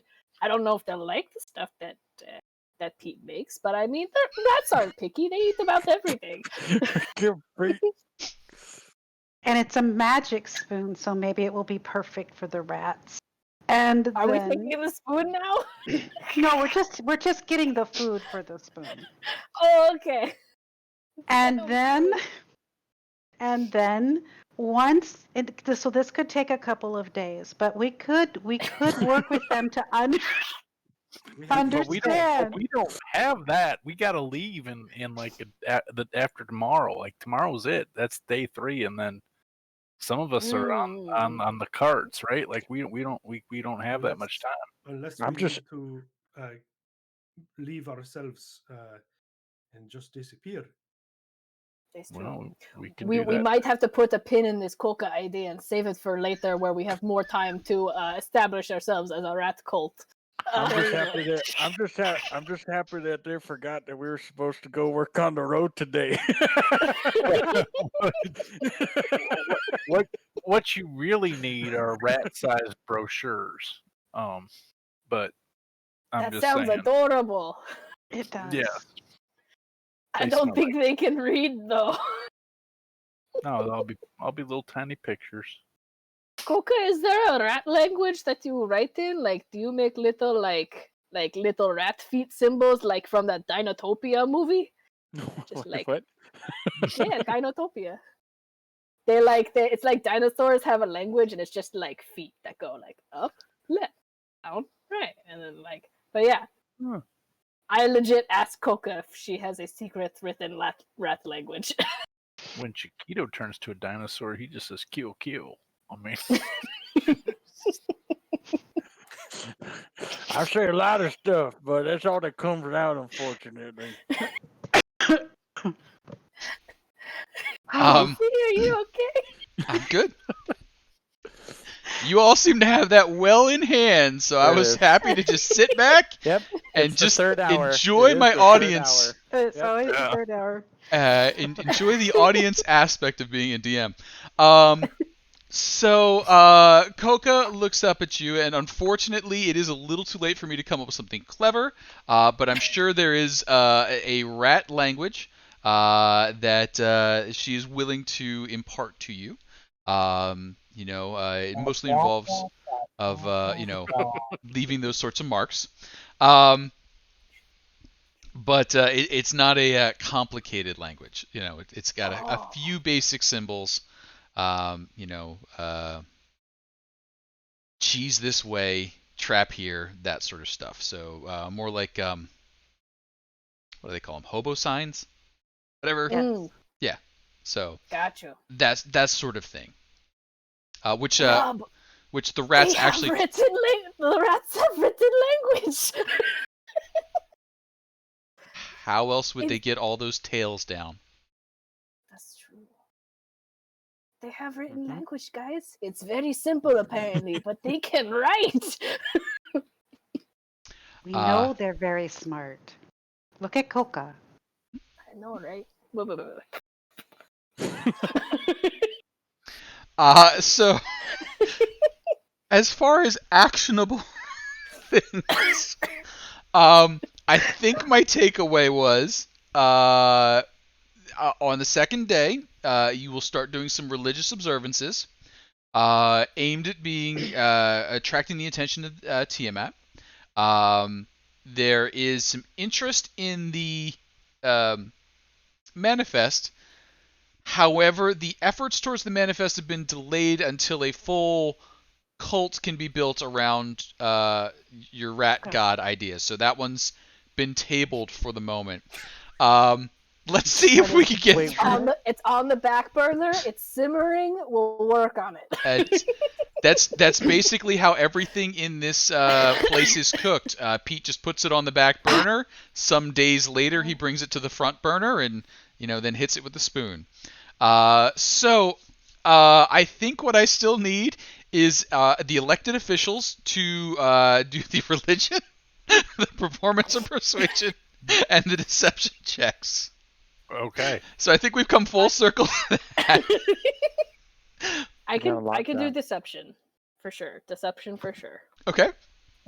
So we were gonna first, though, weren't we first gonna have Chiquito try to teach you some stuff with the religion check, or before we did that, So or is it just gonna be you can a make the straight roll? Yeah, we can make the rolls and then we'll put them in the order that makes sense as determined by the roll's outcome. Okay. All right. And Shora and I are just drinking coffee at this point. Got it. Boop it. I guess I'll roll for religion then. Nothing fuels a barbarian like Sure. Also boop. Or a little bit of boop. Little boopy boop. Boop, I boop, will boop. tell you a secret. Boop. And we Pete's still have coffee some is rerolls also too, if terrible. you need Oh, it. All right, here we go. Pete's I was best is hoping for awesome. better. Thought I pushed it. Let me try it again. Pete Best is not awesome. Okay, Not Pete. That's the basis. Pete's Best, the coffee in San Francisco is excellent. 20. that's a 20. There That's is pretty good. caribou coffee. Yeah. So between your research that you've been doing for identifying marks and your basic understanding of how to appease gods and spirits and that sort of thing, you've managed to structure a reasonable ceremony for those who wish to take part in that if you didn't know enough about the cult would just go by as a general talking to the gods kind of thing. But if you did know about Tiamat, understands this is Tiamat directed. So you've got the right words and symbols there. Now we need some people to pull it off. And I'm going to say either the performance or the deception can go first. And this is whether you are, dropping the hints first and then doing the loud, noisy part that gets everybody distracted. Or if you're doing the loud, noisy part and then pulling in the Tiamat side. Which way do you want to go about it? Before we do that, Sure. with my panpipes, I would like to play "We Are the Champions" Okay. and inspire Yaz. Okay. So you have inspiration. Can you use that on a skill check? Yeah. I believe Okay. so. All right. Cool. So you have a D6 to add to that Sweet. deception. Cool. And I can roll that. I can roll that now. Yeah. Absolutely. Yeah. All right. And this is pouring Bring your in- heart into the worship of Tiamat, despite your knowledge that the true god is Koka. Not Heck bad. yeah. And Oh, go you ahead. don't Can I just? That sixer, but go I was about ahead. to say, can I just do the 6 for fun? Oh, Yeah! absolutely. Bringing it home with a 30. Look at that. Very nice. Now, basically, this has got to the point where Yaz is offering some very solid Tiamat worship. It seems heartfelt. But what we need is that covering smokescreen so that everybody in the place isn't like, wait a second. And that covering smokescreen is going to be by that performance. Can I see that smokescreen? Yeah, that's a pretty good smokescreen. Excellent job. Nice. So you come out and you do your morning worship, and you make your offerings and that sort of thing, and things go well, and you get a little bit of attention from the cultist people, especially Leslie, who's just watching and looking a little confused. Like, wait, does that make sense? And Leslie.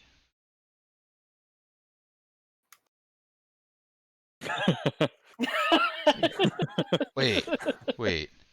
Is that why they were acting weird this whole time? And Kind so, of like kindergartners in love. You treat the people that you're crushed on just yeah, it's just maybe you both had missions and you didn't know about each other's missions or whatever it was, or miscommunications or something. So I think on that, as Leslie's kind of walks over like, hey, huh? And you're like, oh yeah, huh? That's where we're gonna pause for this evening and pick up next week with a clandestine meeting with Leslie and some of the Cult of the Dragon members in the Karnath Roadhouse. Now this is the start of the second day because you had a very full first day. We are at the start of the second day. Half of you, most of you are expected to now go out and do the roadwork introduction while the others are back finishing the packing up of the wagons. Basically, once that is done, then there is a day of rest as everybody gets ready for the long haul and then heads out at the fourth day. So you have tomorrow. You have today, you have tomorrow, and then the driver is out of time and would be expected to leave. But we will resolve, I think, all of that come next session, unless things go sideways and we start worshiping Koka, or somebody gets into the powder in the corners, and we'll figure that out from there. So, all possibilities. all these options RD. are available. RD. So with that, thank you all for coming back and joining me again for Tyranny of Dragons. I had a great time. It feels great to be back playing with y'all again. I am looking forward to next week. As far as the closing statements, hey, I'm Casey. We're playing on 20 Sides to Every Story. Do please make sure to like and follow wherever you happen to be watching this at, whether it is Twitch or YouTube. We've got an awesome Discord community where we play a whole bunch of Dungeons & Dragons and other games. I did see we had a couple of folks join us. If you're still hanging out, happy to have you follow. I did see a couple of names, so I'm going to be checking out your channels as well. And always happy to be part of the community there. We've got a ton of stuff going on, and I know I've seen some game announcements start wandering around as people start talking about what they're scheduling for this year. So if you are interested in playing, joining us either that for a community game, one of our long-term campaigns, some of the charity stuff we do, please hop in and check out the schedule there. I know since the year turned over, we're going to be restarting our Extra Life campaigns and donations starting up. I know we can start to subscribe for that. We've got the Jasper's Game Day stuff coming up. We've got the... Is it GaryCon? We have some GaryCon things happening, yeah. GaryCon things happening. There was another con thing that was being talked about and I forgot about, but check the Discord. Gamehole Con. That happened. That's in November. Yeah, that's November. That's down the road. Anyway, the schedule's in the Discord, and I am done with calendars, so hit it up there. We've got games going on the rest of the week as well, playing a bunch of different stuff. Some of the DMs for which are in the corner up that way. So check them out as they play. They are a lot of fun to listen to. And Cyclops Con, that sounds right. And Goodman Gaines Con. There's a bunch of stuff going on. Bride of Cyclops Con. Oh, God. I can't keep up with these names, but we got a bunch of stuff. And I want to be there for the grandnephew of Cyclops Con when that comes around. It does sound like a cool Con. Coca Con. Yeah, Coca. You might So, have to plan that one. Feel free to hop in, say hello, and all that stuff. And we're going to run away. Does anyone else have any announcements or shout-outs that they would like to make? Join Coca. Join Cult Coca. Yes, join Cult Wait. Coca. Share a Coca and a smile. Oh, you know what? I was going to go with it's a Cult of Coca, but I like the Coca and a smile better. I think I like that one. All right. So we will ensconce our new rat god. Coca shortly. Culta might not be bad. Yeah, I like Coca. There we go. Of Coca Tart. And on that pile of blasphemy, good night, everybody. Thank you. Right. Okay. Thank you.